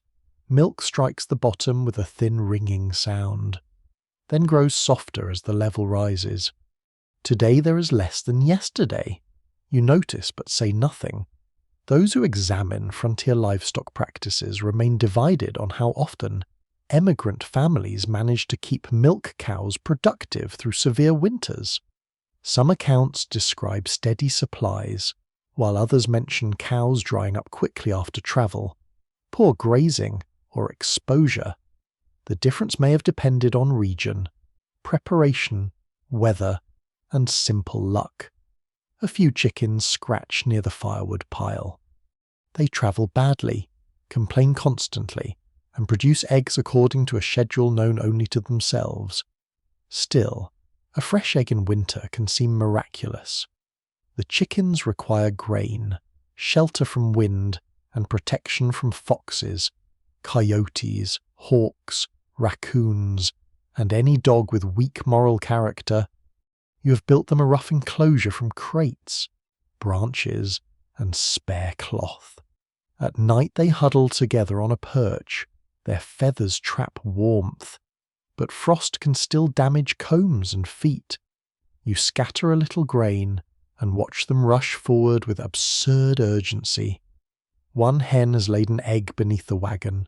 A child crawls after it and emerges holding the prize in both hands. Everyone celebrates quietly, because one egg divided among several people is less a meal than a ceremony. It may enrich dough, thicken a pudding, or be given to someone recovering from illness. The child who found it believes ownership should follow discovery. A legal discussion begins. You promise the finder the first taste. The family dog observes all of this from beside the woodpile. Dogs guard camps, help manage livestock, warn of strangers, and provide companionship. They also steal food, roll in unpleasant discoveries, bark at harmless shadows, and sleep in whichever place causes the greatest obstruction. This dog rises when you approach and stretches, front paws extended, tail lifting slowly. Its fur carries burrs and wood ash. You check the paws for cracks and ice. Snow packed between the toes can form painful lumps. A little grease protects the pads, though the dog immediately tries to lick it away. At night, the dog's hearing extends the family's awareness beyond the canvas. A low growl may signal an animal near camp. Sharp barking wakes everyone. Sometimes the danger is real. Sometimes it is a branch moving in the wind. The dog offers no apology either way. Livestock care shapes the entire day. Manure must be moved away from sleeping and feeding areas. Bedding for animals needs replacing. Hooves are inspected for stones, cracks, and signs of infection. Harness rubs are cleaned. Burrs are pulled from tails and manes. A lame animal cannot be ignored until convenient. You lift one ox's foot and inspect the cleft of the hoof. The animal leans its weight with impressive confidence, forcing you to shift quickly. There is no serious injury, only packed mud and ice. You clear it with a small tool and lower the hoof. The ox exhales against your shoulder. Its breath smells of hay and wet earth. You rub the heavy neck where the yoke usually rests. The skin there must remain sound. Swelling or sores can make pulling painful, and may remove the animal from work entirely. Children help where they can. One carries grain, another gathers eggs. An older child leads the cow to water. These chores teach care, but they also reveal the limits of affection. A beloved animal may still be sold, slaughtered, traded, or left behind if the family cannot feed it. That knowledge sits quietly beneath every winter decision. You count the hay, you measure grain, you examine the remaining salt. The animals are not pets in the modern sense. Though bonds form deeply, they are partners, property, food sources, transportation, warning systems, and warm living presences in a landscape that can feel empty. As evening approaches, you lead them into the most sheltered ground near the trees. The oxen settle close together. The cow chews slowly. Chickens disappear into their enclosure. The dog circles twice beside the wagon and lies down. From inside, the children can hear bells moving softly in the dark. You listen too. Each faint sound confirms that the animals remain nearby, breathing, feeding, and waiting for morning. Their survival is woven into yours so tightly that the camp seems to possess one shared body, many stomachs, and far too many feet. You close the canvas flap, but the smell of hay, leather, smoke, and animal warmth follows you inside, beyond the wagon walls. The herd shifts under the winter sky, and before anyone in the family eats again, you know exactly whose breakfast must come first. The dog begins growling sometime after midnight. At first, the sound is so low that you wonder whether you imagined it. Then the animal rises beside the wagon, claws scraping frozen earth, and gives a single sharp bark into the darkness. Everyone wakes. You hold still beneath the blankets, listening. The wind has changed. It no longer whispers through the trees. It presses against them with a deep rushing sound, bending branches and driving loose snow across the camp. The canvas roof pulls tight, relaxes, then snaps hard enough to make the youngest child cry out. The dog barks again. You reach for the lantern, shield the flame with one hand, and lift the rear flap only a few inches. Cold air spills inside. Snow flies past almost sideways, bright for an instant in the lantern glow before vanishing into the dark. Nothing stands near the wagon. At least, nothing you can see. You close the flap and secure it. The dog may have heard a branch, a fox, a wolf, or merely the storm arriving in this landscape. Uncertainty often makes the loudest noise. The wagon rocks on its blocked wheels. Every repaired seam strains. Remember the loose spoke you noticed earlier. You think of it now, along with every knot, peg, patch, and support holding the family above the ground. You dress quickly. Outside, the storm has erased the camp's familiar shape. The wood pile is already disappearing beneath drifts. The animals crowd near the trees, turning their hindquarters toward the wind. Their bells ring unevenly as they shift for shelter. You carry extra hay to them, leaning forward against the gusts. Snow finds the gap at your collar and melts down your back. Your boots sink deeper with every step. The distance from wagon to animals is short, yet the world between them feels immense. Blizzards could disorient travelers and settlers within yards of shelter. Accounts from the plains describe people tying ropes between buildings, wagons, barns, or wood piles so they could find their way during white conditions. Snow and wind remove landmarks quickly, and a person who turns the wrong direction may walk away from safety without realizing it. You fasten a rope from the wagon to the animal shelter. The idea seems excessive until the next gust arrives. For several seconds, you cannot see the wagon behind you. Only the rope in your glove tells you where home is. A lesser-known storm habit involved carrying a dark cloth or mitten to hold against the snow when judging direction. Against a field of white. A dark object could help the eyes detect movement and contrast. It was not a compass, but in a storm even a tiny visual reference could calm the mind. You return to the wagon and pull the rope taut. Inside, the family has shifted away from the windward wall. Bedding, food sacks, and heavy boxes are arranged to add weight and stability. Children sit wrapped in quilts, watching the canvas bow inward with each gust. You speak calmly. The wagon has survived worse roads than this. You say.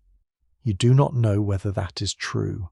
Calmness, like coffee, may be served weaker than advertised. The storm continues until dawn, though dawn itself brings little light. Snow piles along one side of the wagon, blocking drafts but adding pressure. You climb out with a shovel and begin clearing the roof edge and rear entrance. Packed snow can insulate, yet too much weight may strain canvas and boughs.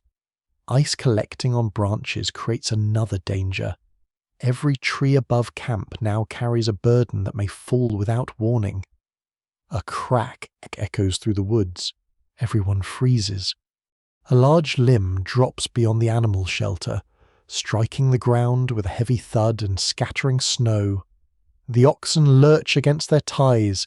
Chickens explode into noisy panic inside their crate. The dog charges forward, barking at the fallen branch as though personally defeating it. You inspect the shelter and find no damage. Luck has landed several yards away. Experts disagree about how carefully winter camps were positioned to avoid falling timber during severe weather. Some families clearly recognize the danger of dead branches and ice-loaded trees, while others may have accepted it because shelter from wind and access to fuel seemed more urgent. The safest open ground could also be the coldest place.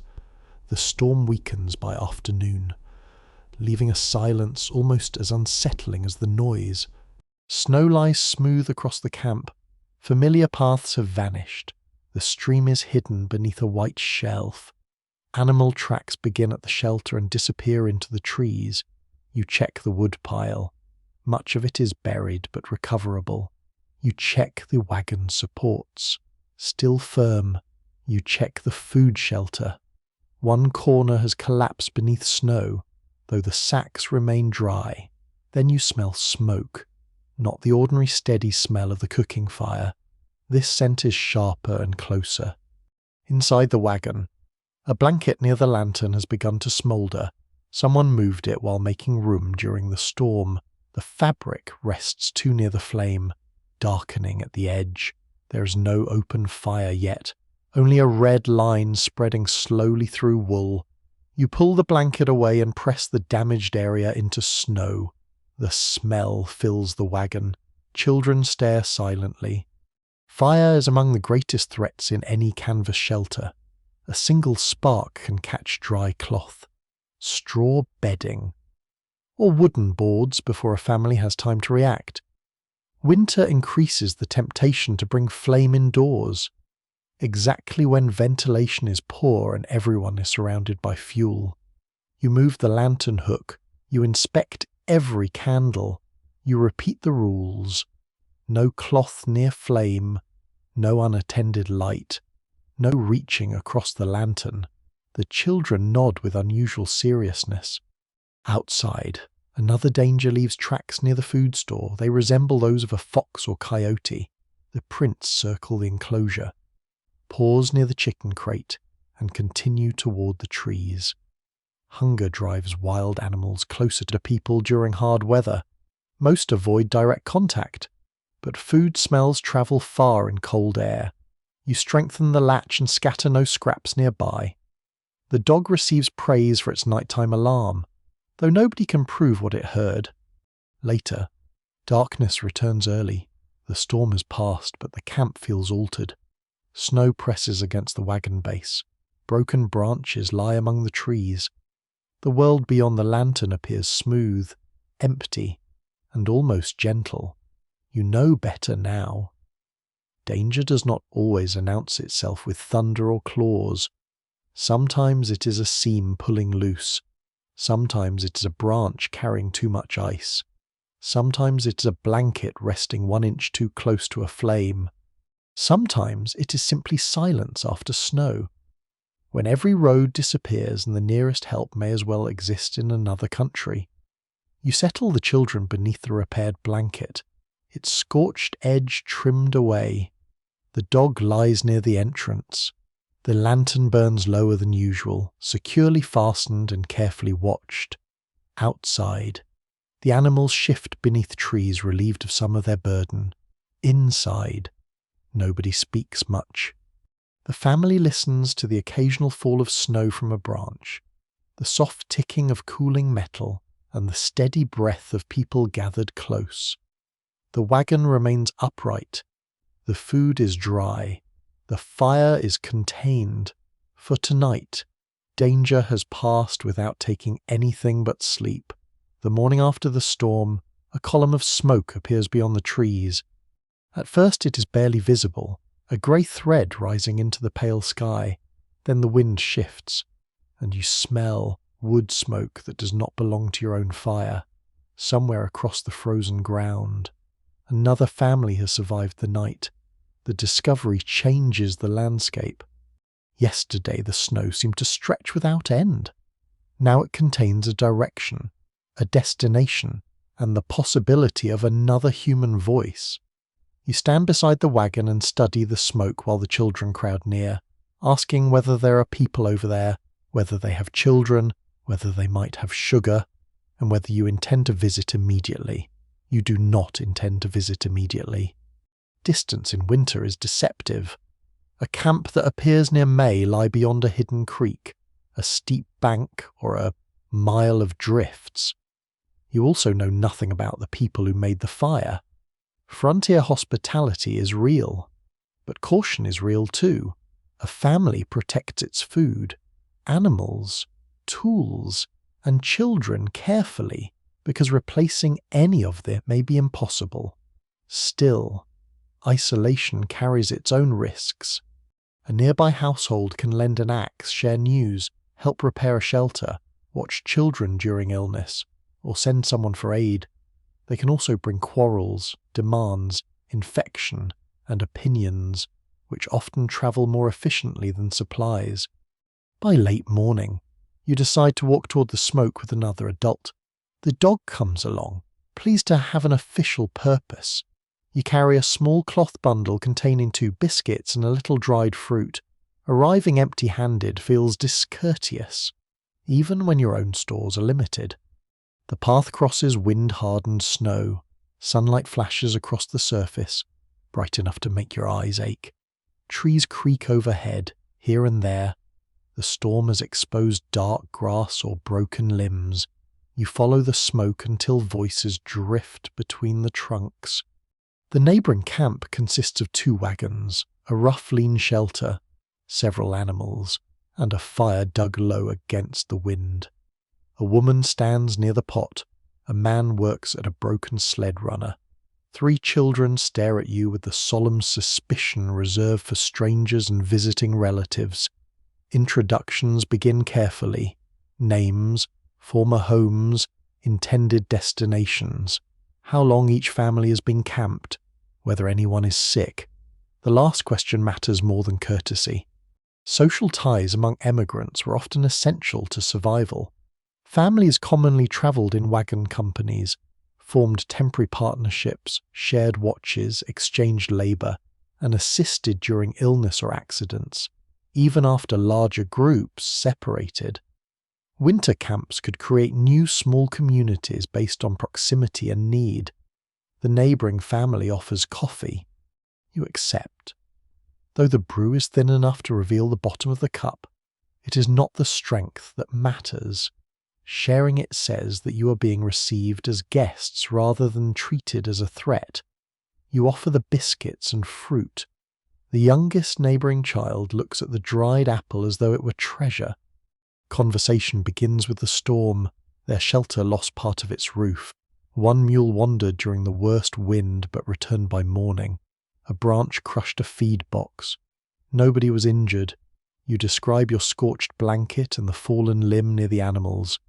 The stories are exchanged without competition, though each speaker quietly measures the other family's condition. Their clothes are worn but reasonably clean. Their animals look thin but alert. The The children have shoes. The firewood pile is smaller than yours. You notice all of this. They notice just as much about you. One curious custom in scattered emigrant communities involved using borrowed household objects as signals of trust. A family might lend a kettle, saw, milk pan, or Dutch oven and leave it for several days. Returning the item clean and undamaged established reliability more effectively than polite promises. The neighbour asks whether you can spare an auger for repairing the sled. You have one. In return, they offer a length of seasoned timber and help carrying it back to your camp. The exchange is useful to both sides and modest enough to avoid resentment. This balance matters. A gift too large may create obligation. A request repeated too often may turn sympathy into irritation. Observers of migration history remain divided on whether winter hardship usually strengthened cooperation between unrelated families or intensified conflict over scarce resources. Diaries preserve examples of both. Some describe strangers sharing their final food. Others record accusations of theft, abandoned debts, and bitter disputes over grazing, firewood, or animals. Trust develops slowly. Over the next days, the two camps begin to visit. Children cross the snow together, shouting loudly enough to disturb every bird in the woods. They bring homemade toys and return with different ones. The rag doll from your wagon attends a gathering in the neighbouring shelter and comes home wearing a new scrap of ribbon. Adults trade information. A trapper passed through several weeks earlier and mentioned a settlement beyond the ridge. A family farther south may have flour to sell. The stream crossing becomes dangerous when temperatures rise. A doctor might be staying near a trading post, though nobody knows whether he remains there. News arrives tangled with rumour. Each person repeats what someone else heard from someone travelling in the opposite direction. Accuracy fades with distance. But even imperfect information gives shape to the world beyond camp. Work also becomes shared. Two adults can lift a heavy wagon box more safely than one. Several people can cut and haul timber before a storm. A neighbour can steady an animal while a hoof is cleaned. When the cow refuses feed one morning, the visiting woman recognises that the hay smells spoiled beneath its dry outer layer. You discard the bad portion. The cow begins eating again by evening. That small piece of knowledge may have saved an animal more valuable than anything else the family owns. Childcare moves between camps too. One afternoon, the neighbouring mother watches the younger children while you and two others gather wood.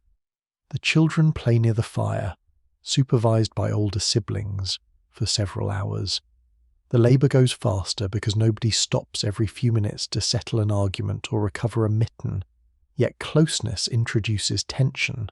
One child takes a knife without permission. Another boasts that their family has more flour. A borrowed kettle returns with a dent. Nobody knows who caused it. You feel irritation rise, then remember the repaired sled, the seasoned timber, and the advice about the cow. Relationships survive through small acts of restraint as much as through generosity. You mention the dent calmly. The neighbour apologises and offers to repair it. The matter ends there. Sunday brings a larger gathering. Both families meet near the more sheltered fire. A passage is read aloud. A hymn follows, hesitant at first, then stronger as people recognise the tune. The voices are not polished.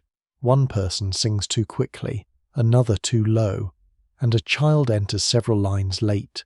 Still, the sound carries through the trees. For a little while, the camps no longer feel like isolated wagons. They become a settlement in miniature, held together by smoke, shared labour, borrowed tools, and the decision to behave as though everyone's survival matters when darkness approaches. You walk home along the packed path between camps. The route is easier now because many feet have marked it. The children lead, carrying the returned auger and discussing plans for tomorrow. Behind you, the neighbouring fire glows between the trees. Ahead, your wagon lantern shines through the canvas. The distance between the two lights is not great, yet it contains a fragile agreement. Help will be given when possible. Privacy will be respected when needed. News will be shared.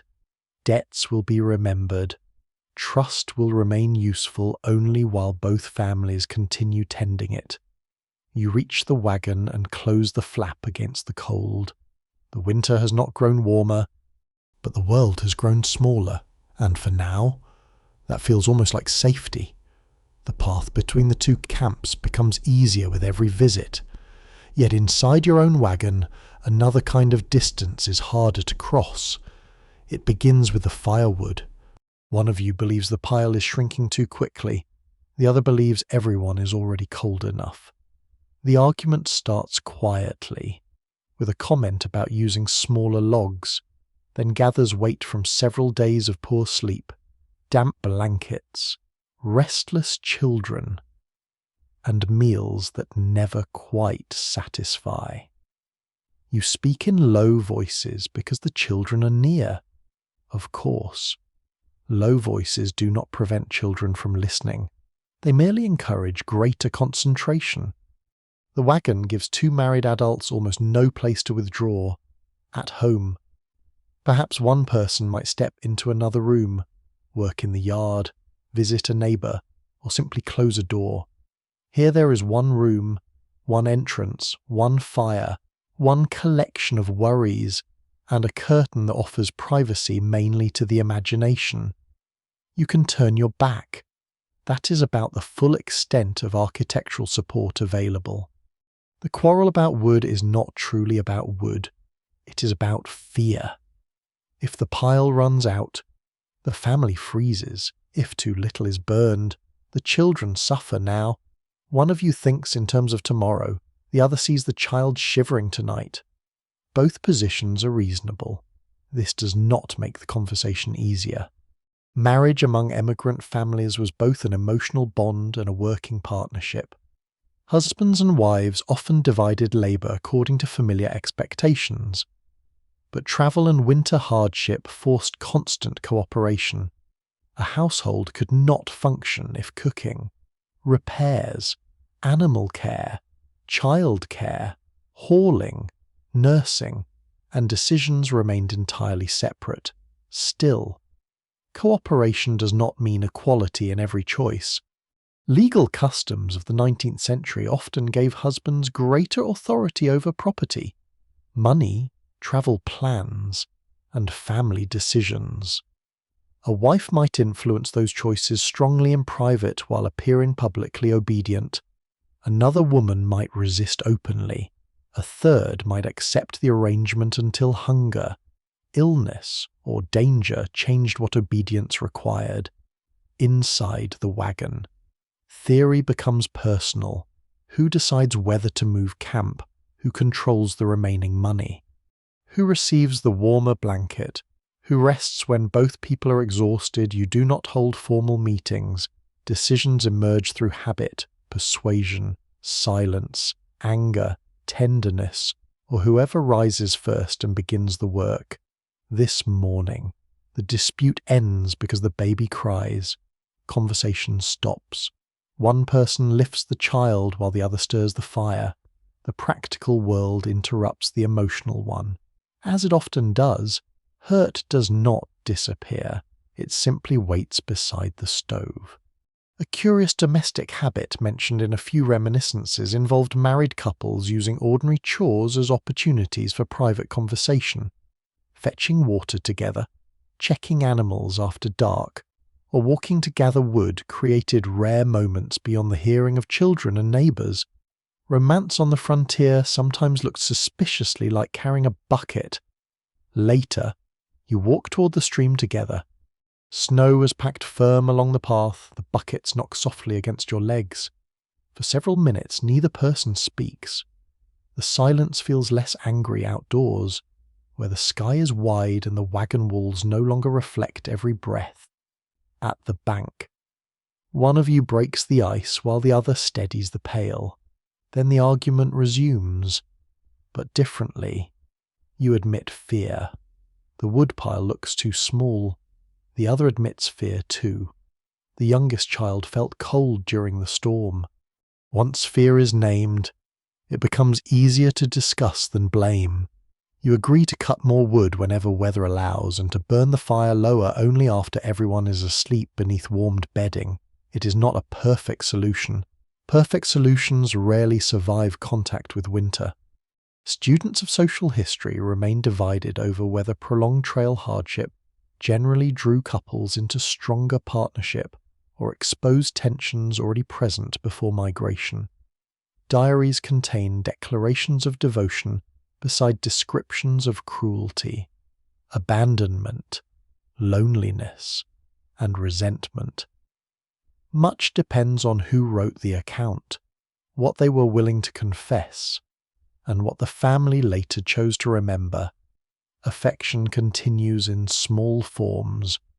A cup of warm coffee is passed to the person who woke first.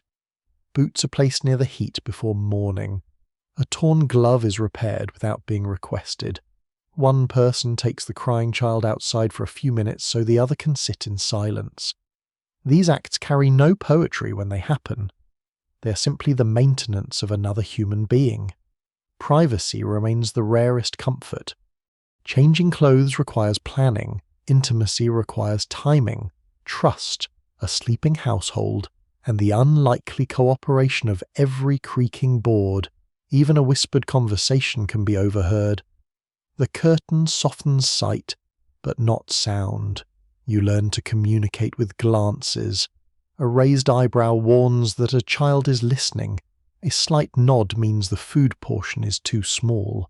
A hand resting briefly on a shoulder can apologize when words might reopen a quarrel. There is gentle humour too, because without it the wagon would become unbearable. Someone snores. Someone denies snoring. Someone complains that the other takes too much blanket, only to discover the missing half is wrapped around a sleeping child. The accusation is withdrawn with dignity. Physical closeness can comfort, but it can also irritate. Every habit becomes visible. One person leaves tools where they do not belong. Another saves scraps that should have been discarded. One hums while working. The other needs quiet. One offers solutions too quickly. The other wishes to complain for several uninterrupted minutes. Modern couples might call this a communication challenge. You call it Tuesday. Authority becomes most difficult when danger appears. After the storm, one adult wants to relocate farther from the trees. The other worries that moving the wagon will expose the family to wind and weaken the animals. Both remember the fallen branch. Both interpret the same event differently. The discussion lasts 2 evenings. You inspect the ground together, speak with a neighbouring family, examine the wagon wheels, and watch how snow lies along the ridge. Eventually you agree to remain but clear dangerous limbs and shift the animal's shelter. Compromise is not surrender. It is the creation of a third choice neither person began with. Yet not every marriage finds such balance. Some frontier households endured neglect, violence, addiction, desertion, or control sharpened by isolation. Social pressure often encouraged spouses, especially women, to remain silent. Help might be distant, and financial independence difficult. The romantic image of a family united against the wilderness can hide suffering that occurred behind canvas just as easily as behind brick. Your own wagon is not free from anger. There are sharp words. There are apologies delayed too long. There are moments when each person imagines a room with a door and nobody on the other side. Then illness returns briefly, or an animal breaks loose, or supper burns, and partnership resumes because survival does not pause for emotional clarity. At night, you lie beside one another beneath the blankets. The children sleep close by. The lantern is out. Wind brushes the repaired canvas in slow pulses, in darkness. Conversation becomes easier. You speak of the home left behind. You speak of spring. You speak of whether the journey was a mistake. No final answer arrives. One hand finds another beneath the quilt.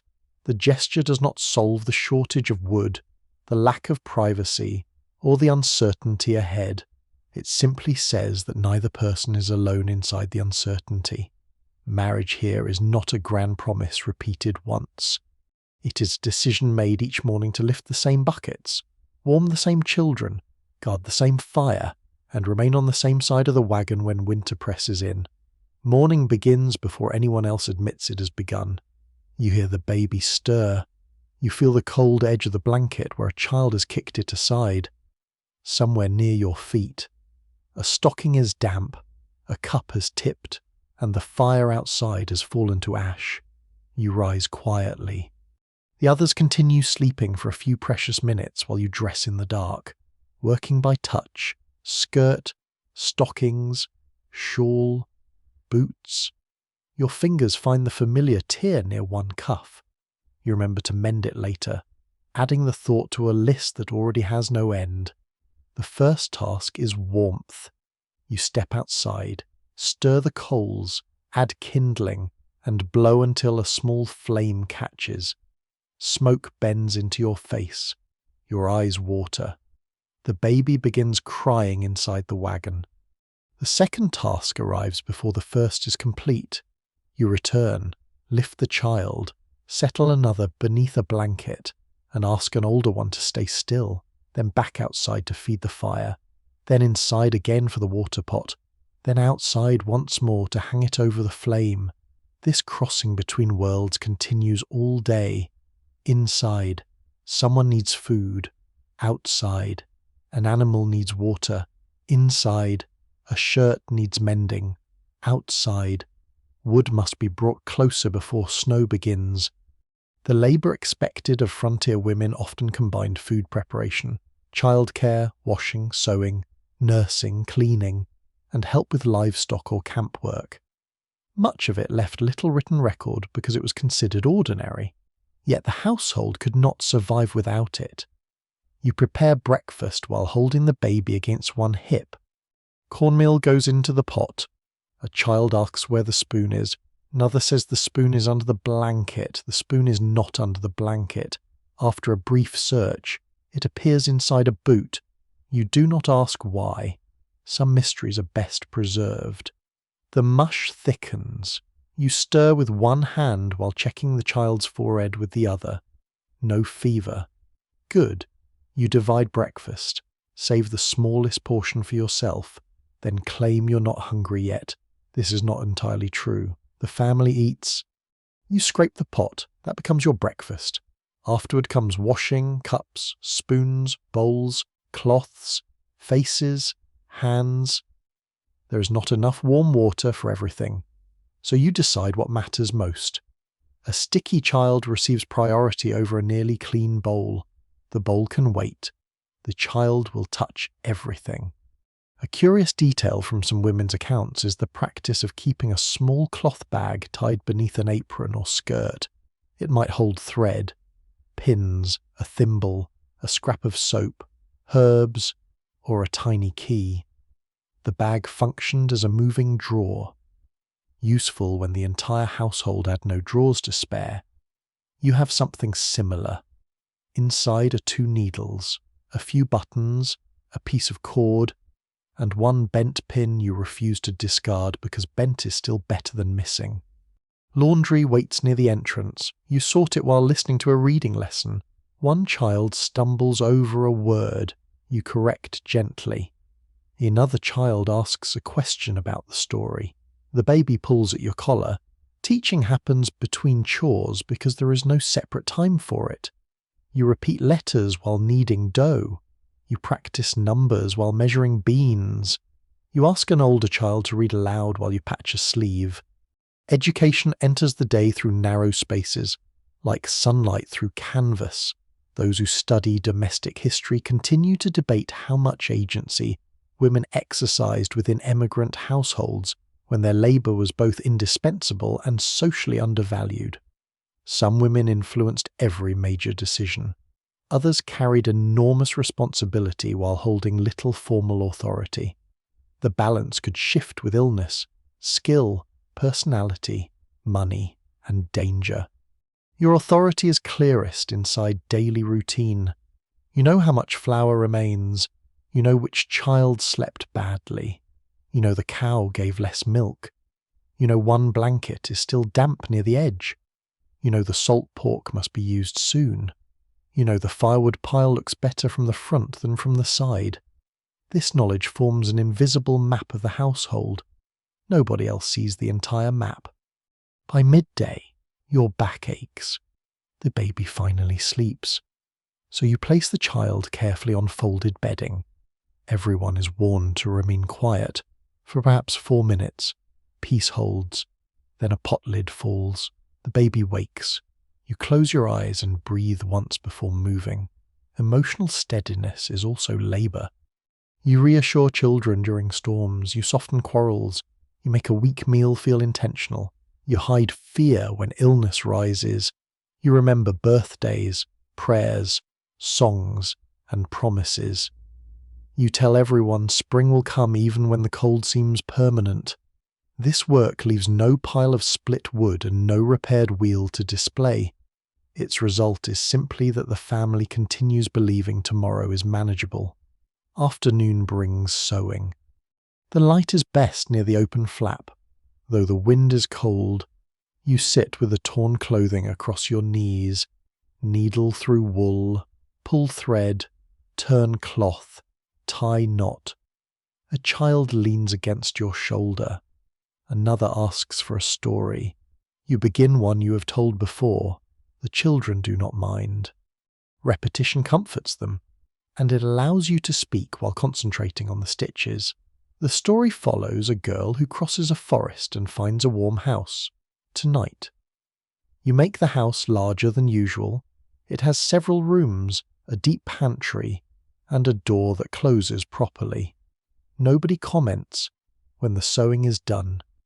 You check food stores. You shift flour away from a damp board and inspect dried fruit. A mouse has found one sack despite every precaution. You discover the hole by touch. Another task. You transfer what remains, set a trap, clean spilled grain, and mutter that the mouse is apparently also raising a family. The children find this funny. Evening does not end the work. Supper must be cooked. Bedding must be arranged. Clothing must be dried near the fire. The chamber pot must be emptied. The lantern needs trimming. The baby must be fed again. You move through the sequence almost without thought. But fatigue changes your body. Your hands grow clumsy. You forget where you placed the knife. You stand still for several seconds, trying to remember why you crossed the wagon. Then someone calls your name. You remember. After supper, another adult offers to wash the bowls. You hesitate because the task is usually yours and because correcting someone can take longer than doing it yourself. Then you hand over the cloth. You sit. For a few minutes, you do nothing but hold warm tea between both palms. The children settle around you. The baby sleeps against your chest. Outside. The animals quiet. Inside. Another person scrapes the pot. The sound is ordinary. It is also relief. The burden has not vanished. Tomorrow still contains meals, water, washing, lessons, mending, care, and the endless management of small needs. Yet, tonight, one pair of hands is resting. You lean back against the wagon wall and feel the canvas breathe with the wind. No one praises the day. No one records every task. No one sees how many times you prevented discomfort, hunger, fear, mess, or quarrel before it fully appeared. Still, the family is fed. The children are warm. The baby's breathing is steady. And because you have carried the invisible weight of the household from darkness into darkness, the wagon continues to feel less like a box stranded in winter and more like a home that somehow keeps holding together. The bowls are clean, the children are quiet, and for a little while the wagon rests, but outside. One adult remains beside the animals longer than necessary. You stand near the oxen with your hands tucked beneath your arms, watching them chew in the fading light. Their ribs do not show clearly through thick coats, yet you know they have lost weight. The haystack is lower. One wheel still needs a proper repair. The money pouch feels too light whenever you lift it, inside the wagon. Everyone expects confidence, so you practice it. You speak as though spring will open the road at the correct moment. You discuss trade, work, and possible settlements as if each option waits patiently for your arrival. You say the animals will recover once grass returns, then you step outside and count the hay again. Men in many 19th century emigrant households were expected to provide food, protection, transport, and major financial decisions. They often handled livestock, wagon repairs, hunting, bargaining, and route choices. These duties could bring authority, but they also created intense pressure when plans failed. A provider is allowed to be tired. He is less often allowed to appear afraid. You examine the leather pouch by lantern light. A few coins remain, along with a folded note and a small object kept for luck. The money must cover repairs, feed, food, medicine, tolls, or land fees that may appear later. Everything costs more when you're desperate. A trader who knows you need flour can ask an unpleasant price. A blacksmith may require payment before touching a wheel. Feed near a crowded winter route becomes valuable. Even kindness can acquire a cost if borrowed goods are not returned promptly. You calculate silently. If the family remains here, supplies shrink. If the family moves too early, the road may destroy the wagon. If you sell an animal, transport weakens. If you keep every animal, feed may fail. There is no choice without danger. A curious custom found in some frontier accounts involved men carrying a small notebook filled with figures, debts, distances, and weather marks. A page might list flour, ammunition, animal losses, and money owed beside a child's drawing or a copied verse. The book became both business record and private place for thoughts rarely spoken aloud. You have no proper notebook, only scraps of paper. On one, you write the remaining flour. On another, the approximate hay. You add possible earnings from hauling freight after the thaw. The total looks encouraging only if several uncertain things happen in exactly the right order. You fold the paper before anyone sees it. Questions about masculine identity on the frontier remain unsettled among historians. Some accounts present men as independent decision-makers who embraced hardship and risk. Others reveal dependence on wives, neighbours, indigenous knowledge, hired workers, and community networks. The image of the solitary provider often hid how many people made survival possible. You know this dependence well. The neighbouring family lent timber. Your spouse noticed the spoiled hay. An older child found the loose buckle. A woman at another camp shared medicine. Still, when something fails, responsibility seems to gather around you. The damaged wheel becomes your failure. The thin cow becomes your failure. The bad campsite you did not choose becomes your failure anyway, because someone must carry the blame and you have been assigned the strongest shoulders. Pride makes asking for help difficult. You delay mentioning that the axe handle is splitting because another family has already lent the auger. You consider repairing it alone, though the timber available is poor. For 2 days you work around the crack, then the handle shifts during a swing. The blade lands badly, missing your foot by inches. You sit on a stump and stare at it. There is a difference between independence and foolishness, though pride enjoys disguising itself as the first. You walk to the neighbouring camp and ask whether they have a spare handle. They do. No one laughs. No one keeps score aloud.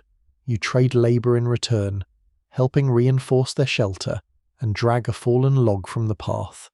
By evening, the repaired axe sits securely in your hand. The task should feel ordinary. Instead, It feels like a small defeat followed by an even smaller relief. Provider anxiety does not always appear as worry. Sometimes it becomes anger.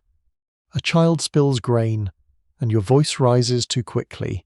An animal breaks a tie, and you strike the post harder than needed. A question about spring plans feels like an accusation.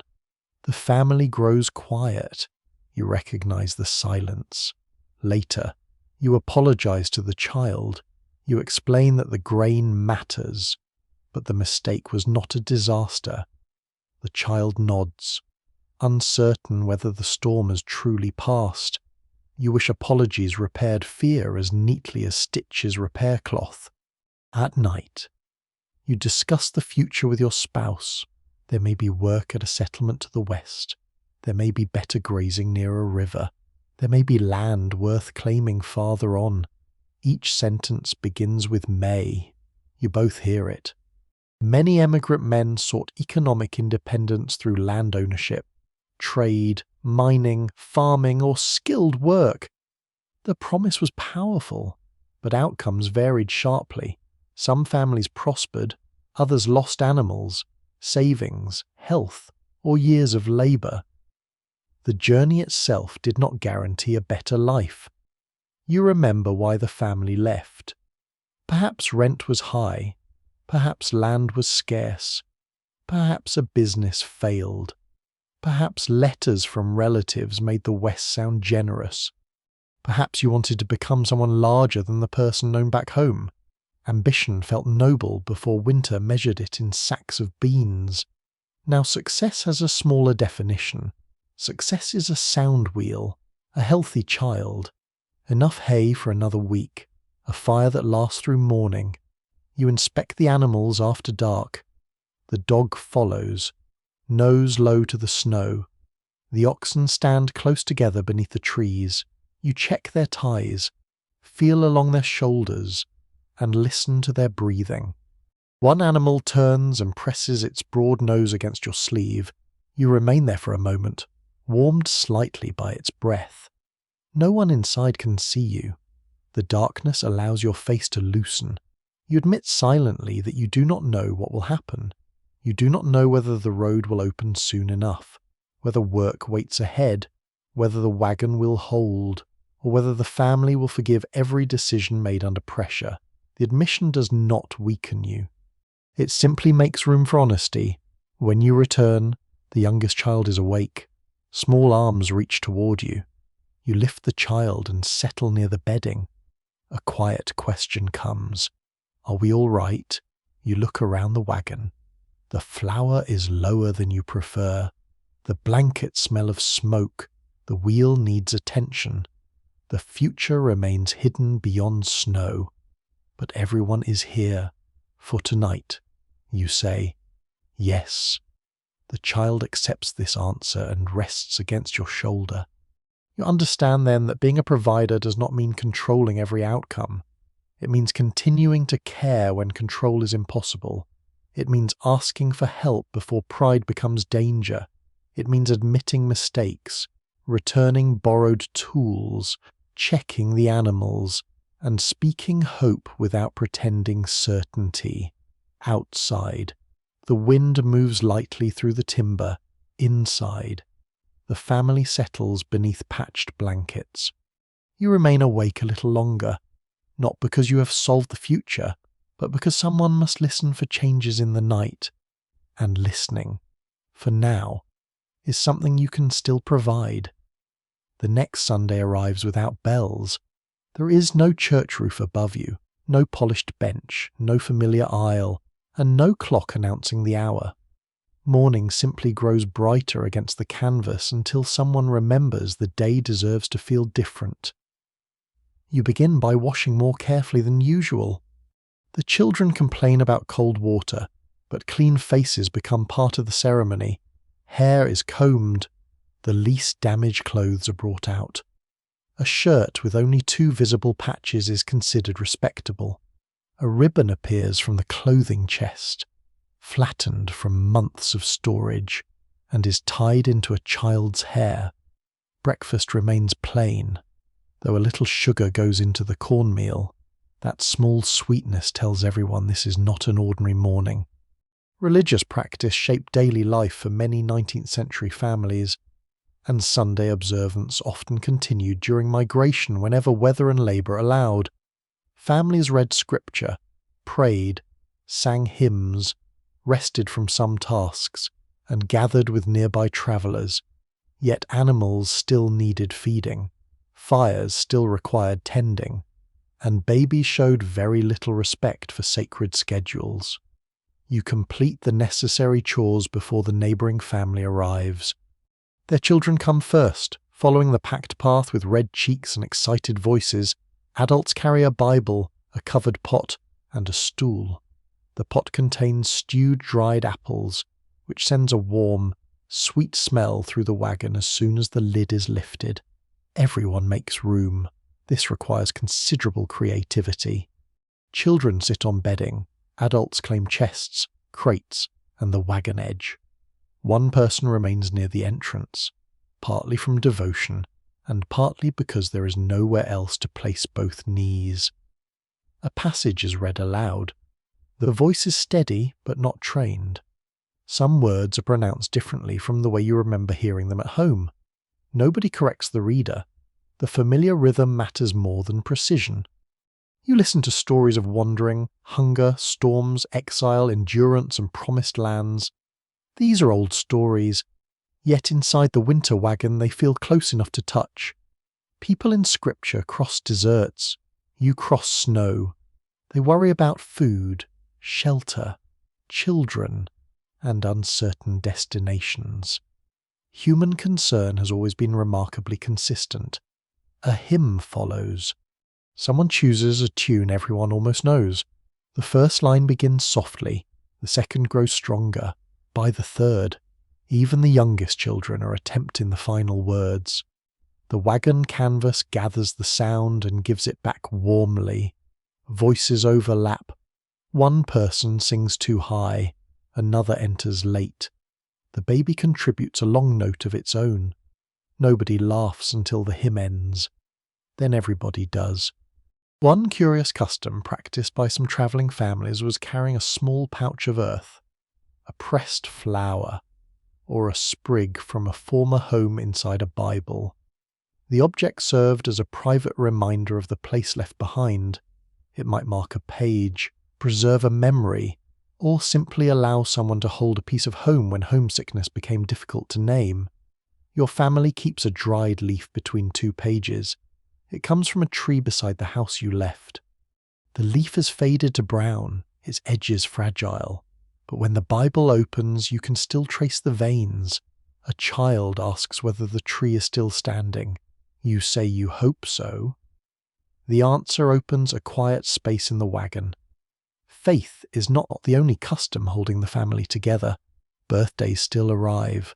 Though the calendar has grown uncertain, days are counted by notes, remembered weather, moon phases, and arguments about whether Tuesday was actually Wednesday. A birthday cannot depend on perfect records. When the older child's day comes, you decide that being close is sufficient. A biscuit receives a spoonful of molasses and a dried apple slice arranged on top. There is no cake, but everyone calls it cake because names can improve a meal. A small gift is wrapped in cloth. It is a carved wooden horse made during several evenings and hidden badly beneath the bedding. The child has known about it for days. Surprises performed for the benefit of the maker. Songs are sung, the neighbouring children visit. The birthday child chooses the evening story and is permitted the warmest place near the fire for 1 full hour. Such privileges cost nothing, which makes them especially suitable. Researchers continue to examine whether rituals in emigrant camps mainly preserved older community identities or gradually created new frontier traditions. The two processes likely happened together. Families carried prayers, songs, recipes, and holiday customs from former homes, then changed them to fit limited ingredients, mixed communities, and unfamiliar conditions. A winter holiday tests this adaptability. Perhaps it is Christmas.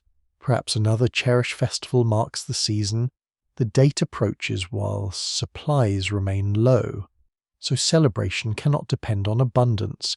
You begin saving small things: a handful of sugar, several dried berries, a clean scrap of cloth, a bright piece of yarn, a little flour set aside from ordinary bread. The children are told not to expect much, which naturally causes them to expect miracles. Decorations come from the landscape. Evergreen branches are cut carefully and placed near the wagon entrance.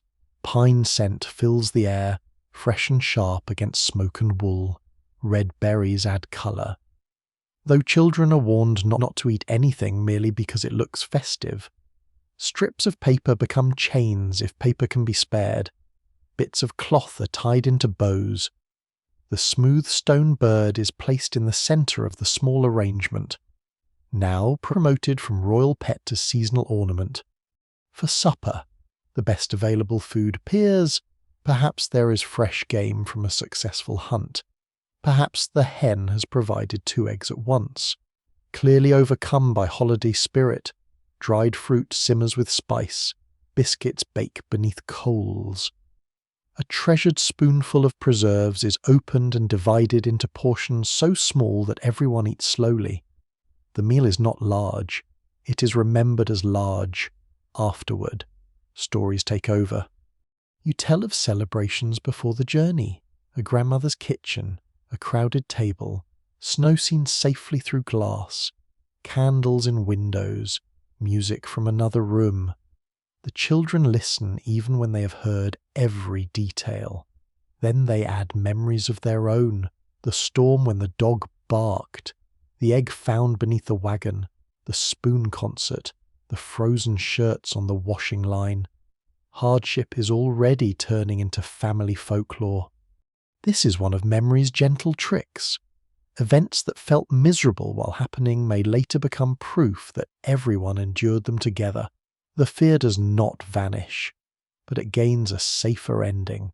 On ordinary evenings, hope is maintained through smaller rituals: a prayer before food, a song before sleep, a mark scratched into wood to count the passing weeks, a story told every Friday, coffee shared after the children settle.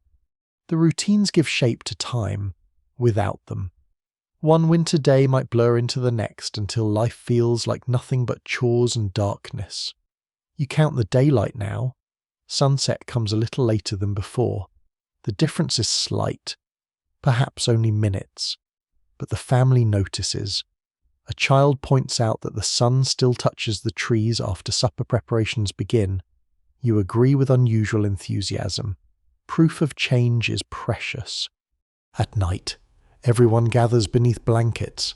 A hymn is hummed rather than sung, soft enough not to wake the baby. The melody moves through the wagon like warm breath. You do not know exactly what spring will bring. Faith does not provide a map of the road. Custom does not fill the flour sack. Hope does not repair a wheel. Yet these things protect another part of the family. The part that must believe survival has meaning beyond simply reaching morning. The lantern is lowered. The dried leaf rests again between the Bible pages. Outside, smoke rises from 2 camps into the dark sky. Inside, a child whispers the words of the evening song until sleep takes over, and through prayer, birthdays, borrowed tunes, sweetened biscuits, and stories polished by repetition, the family keeps a small inner calendar that winter cannot freeze. The first sign of change is not warmth, it is dripping. Sometime near noon, a bead of water gathers along the lower edge of the canvas. It swells, trembles, and drops onto the snow beside the wheel. Then another follows. Soon the wagon seems surrounded by tiny clocks, each one marking the slow return of liquid water. You stand outside and listen. Drops fall from branches. Snow slides from the roof cloth with a soft sigh. The stream speaks louder beneath thinning ice. Winter has not ended, but it has begun losing its grip. The sun rises higher now, reaching places that remained blue with shadow for months. South-facing slopes appear first, exposing flattened grass and dark soil. Snow around the fire pit collapses into grey hollows filled with ash, bark, and objects nobody remembers dropping. A spoon is recovered. So is one child's missing mitten. The mitten has spent several weeks beneath snow and emerges looking wiser, but not cleaner. Daytime thaw brings relief, yet it also introduces a new kind of discomfort. Meltwater runs beneath the wagon, collects around wheel blocks, and turns the surface into mud. At night, the same ground freezes again. Morning begins on hard ridges. Afternoon ends in brown slush. You step down from the wagon and lose a boot almost to the ankle. The mud releases it with a wet sucking sound that the children find deeply entertaining. The shift from frozen winter roads to spring mud created serious problems for 19th century travellers. Routes that had been firm under snow could become nearly impassable during thaw. Heavy wagons sank into soft ground. Animals strained, and travel sometimes paused until surfaces dried. You inspect the campsite with new concern. The raised ground chosen months ago has helped, but no place remains completely dry. Water moves along the wagon tracks and pools beside the storage shelter. You dig shallow channels with a spade, guiding runoff downhill.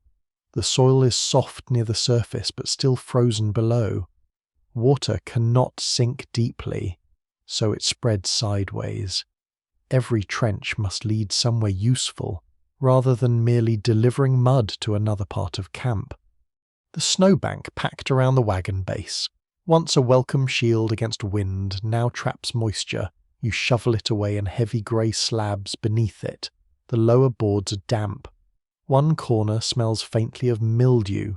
You wipe the wood, open the rear flap, and allow air to move through. Ventilation becomes urgent again, though for a different reason. During deep cold, you fought to keep every breath of warmth.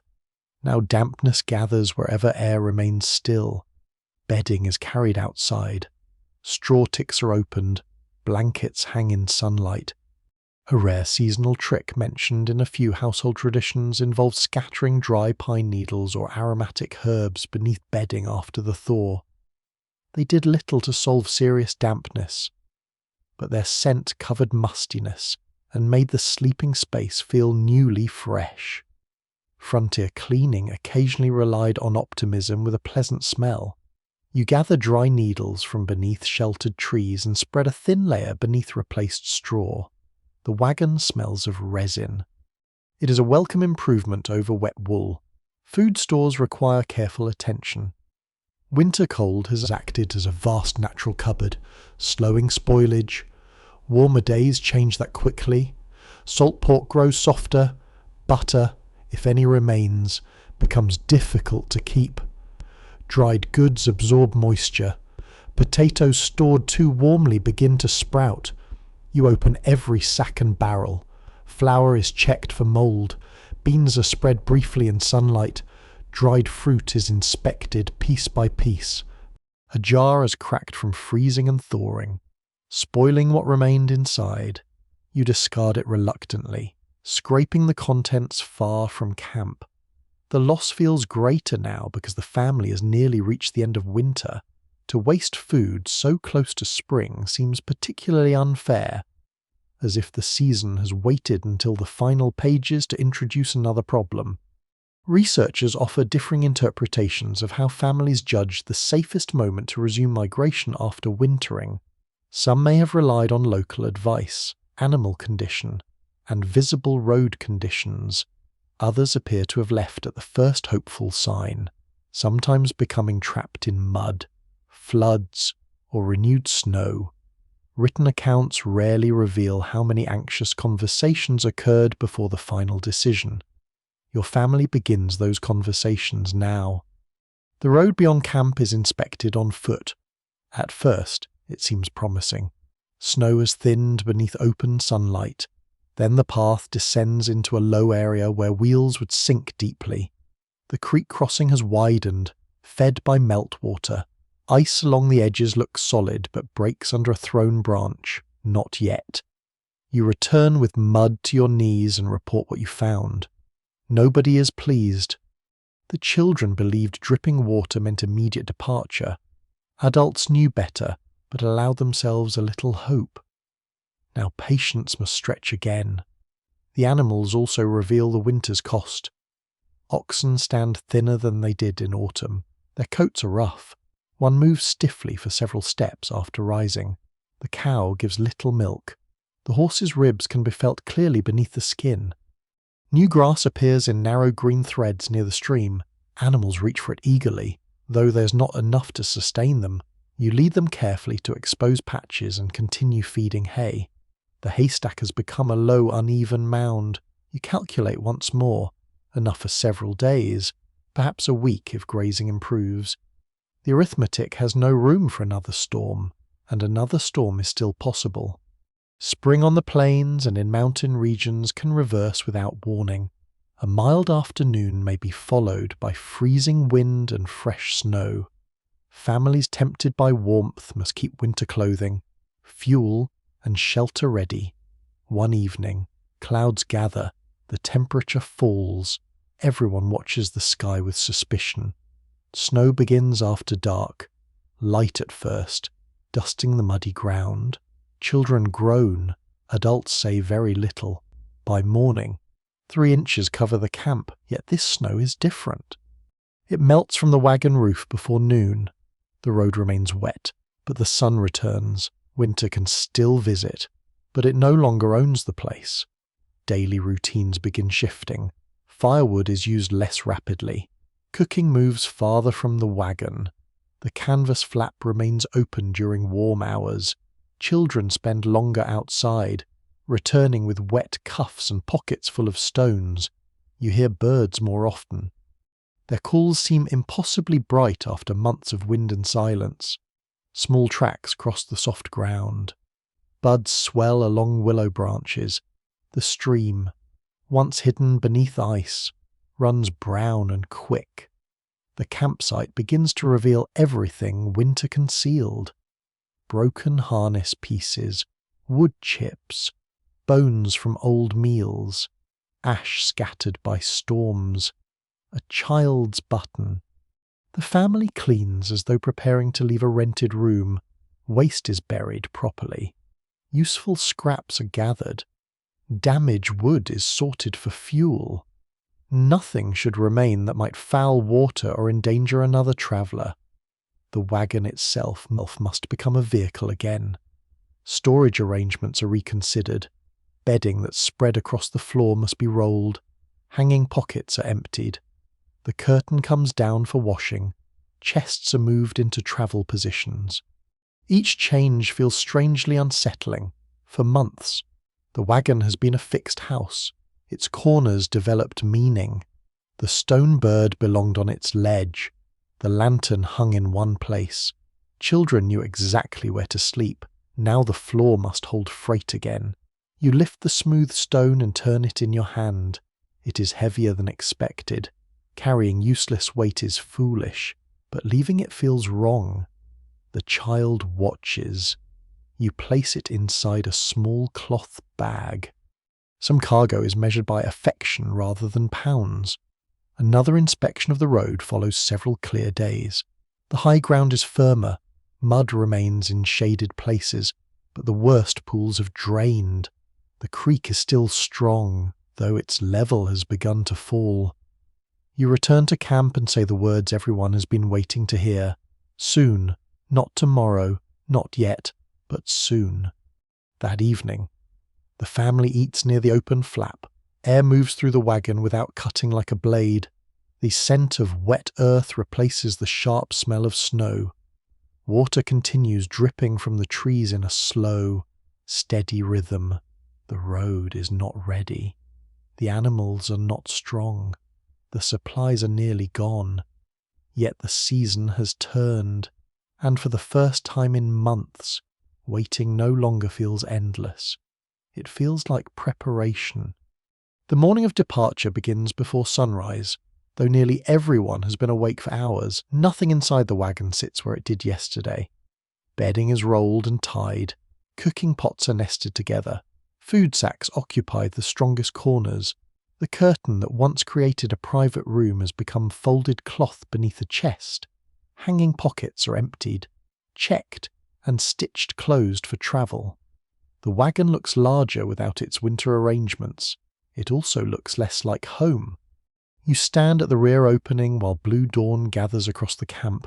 The familiar ground is scarred by months of living. Dark circles mark old fires. Paths run between the wagon, stream, woodpile, animal shelter, and neighbouring camp. Mud fills the deepest tracks.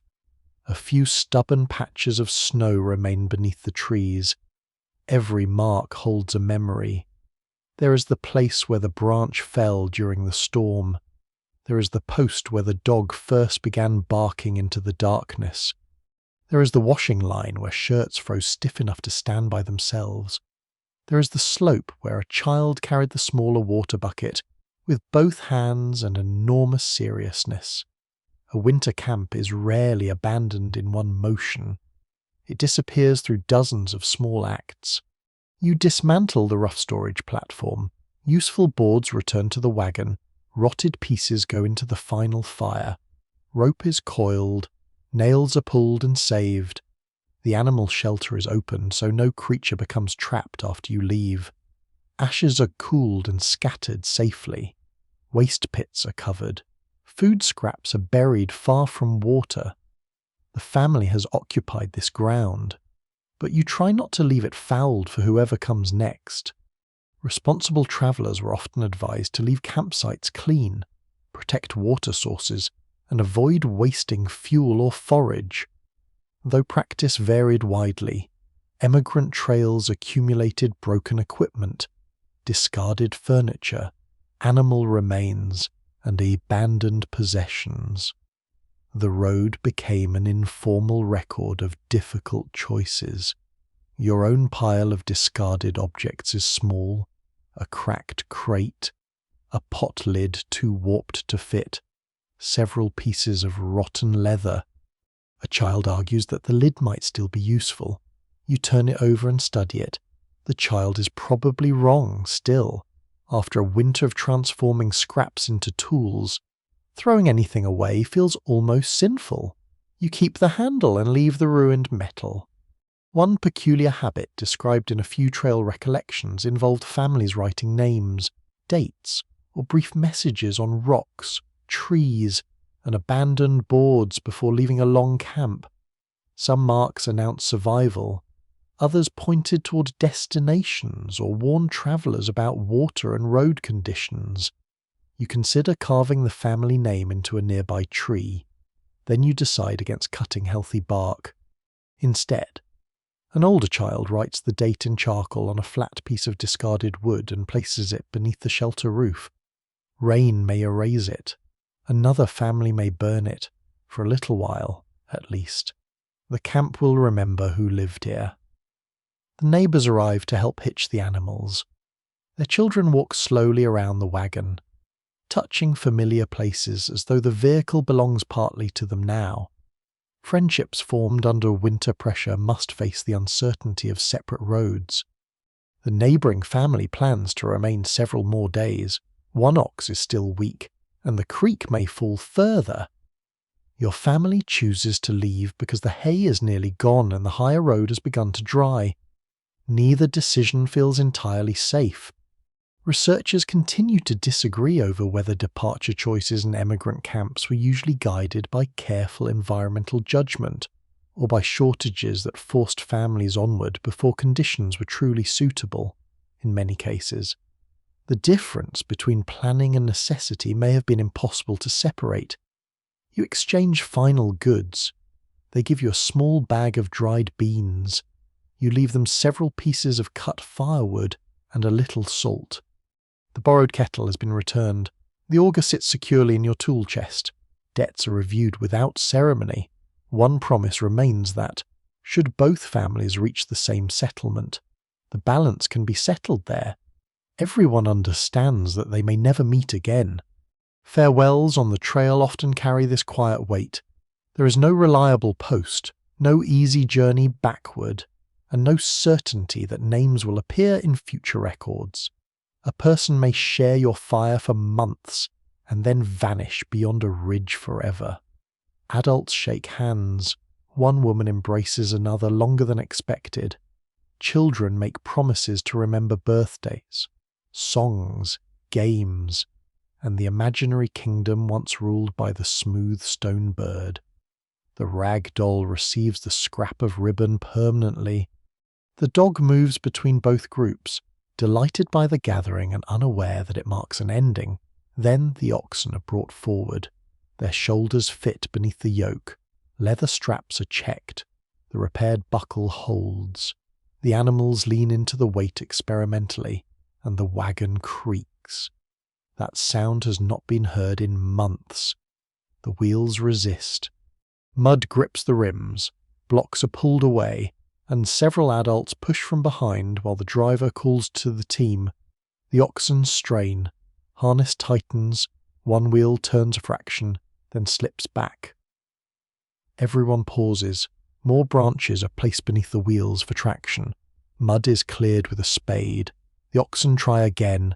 This time, the wagon moves, only a few inches, yet those inches break the camp's spell.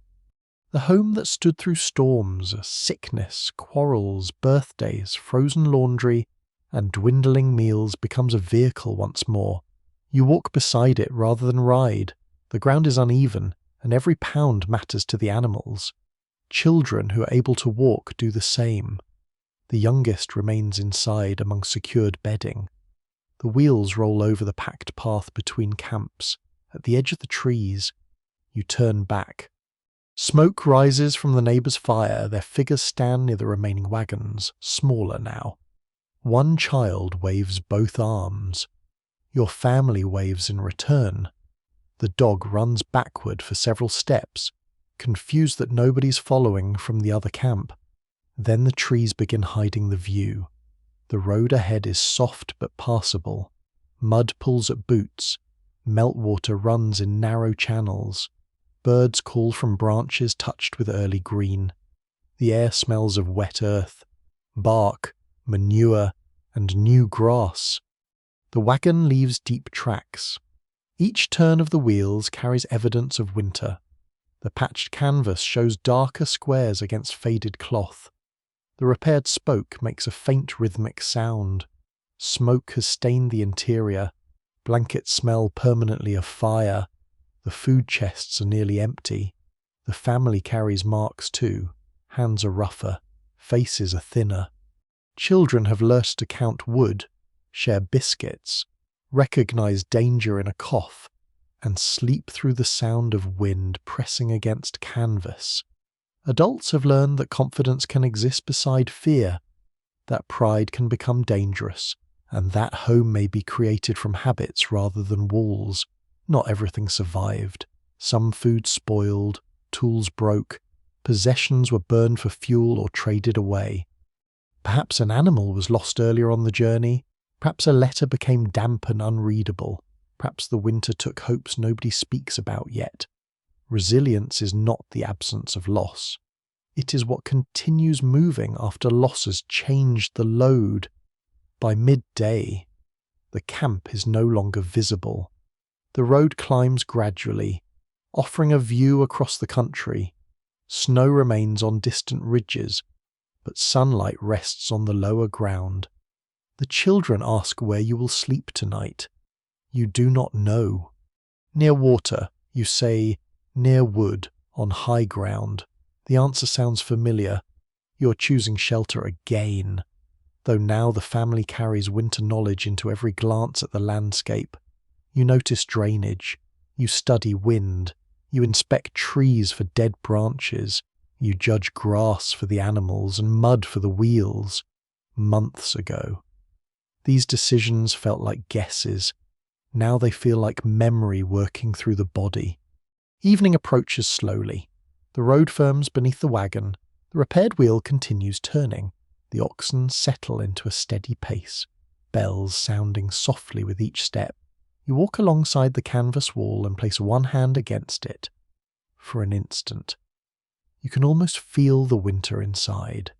The baby's cough, the warm stone beneath the blankets, the smell of beans, the hymn sung by uncertain voices, the hand found beneath a quilt after an argument, the sound of dripping water when the thaw began. All of it travels with you, not as weight, but as knowledge. The wagon rolls onward, and as the light softens across the open land, you begin to understand that the family did not merely endure a winter inside a covered wagon. You learned how much work hides inside warmth, how much courage hides inside routine, and how much of a home can be carried in the memory of those who kept one another alive. The road stretches ahead, pale beneath the evening sky. The oxen breathe steadily. The wheels turn, the children grow quiet. And now, as the long winter camp falls farther behind you, let your own breathing become slower. There's no need to follow every mile. The wagon knows its pace. The animals know the pull of the road.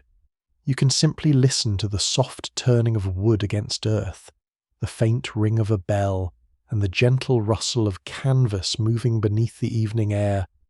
The difficult months are finished now. The frozen bucket rests only in memory. The smoke that stung your eyes drifts away above distant trees. The cold boards, the narrow bedding, the worried counting of flour and hay all soften at the edges, becoming quiet images carried farther and farther from you. You have done enough. The fire has been tended. The children are warm. The animals have been fed. Every buckle has been checked, every blanket folded, every final ember covered safely with earth. Nothing more is required tonight. The road grows smooth beneath the wheels. The last sunlight settles across the canvas in a warm golden glow, and the wagon no longer feels cramped or cold. It seems almost weightless now, moving gently through the wide stillness. Beside you, spring water runs beneath the grass. Above you, the first stars appear one by one. The family speaks less, then not at all. Someone inside the wagon shifts beneath a quilt and becomes still again. The dog walks close to the wheel, content to follow. The oxen lower their heads and keep the slow, dependable rhythm that has carried everyone this far. You may let the sounds recede. The bell becomes softer. The wheels become distant. The wind moves gently across new grass, carrying away the last sharp traces of winter. Ahead, there will be another camp, another fire, another morning, but you do not need to reach it now for this moment. You're safely between what has ended and what has not yet begun. The road holds you, the twilight surrounds you, and the old wagon continues onward through the calm spring night, while your thoughts grow quieter. Your breathing grows deeper, and every remaining worry drifts behind like smoke fading into a dark and peaceful sky. Sweet dreams,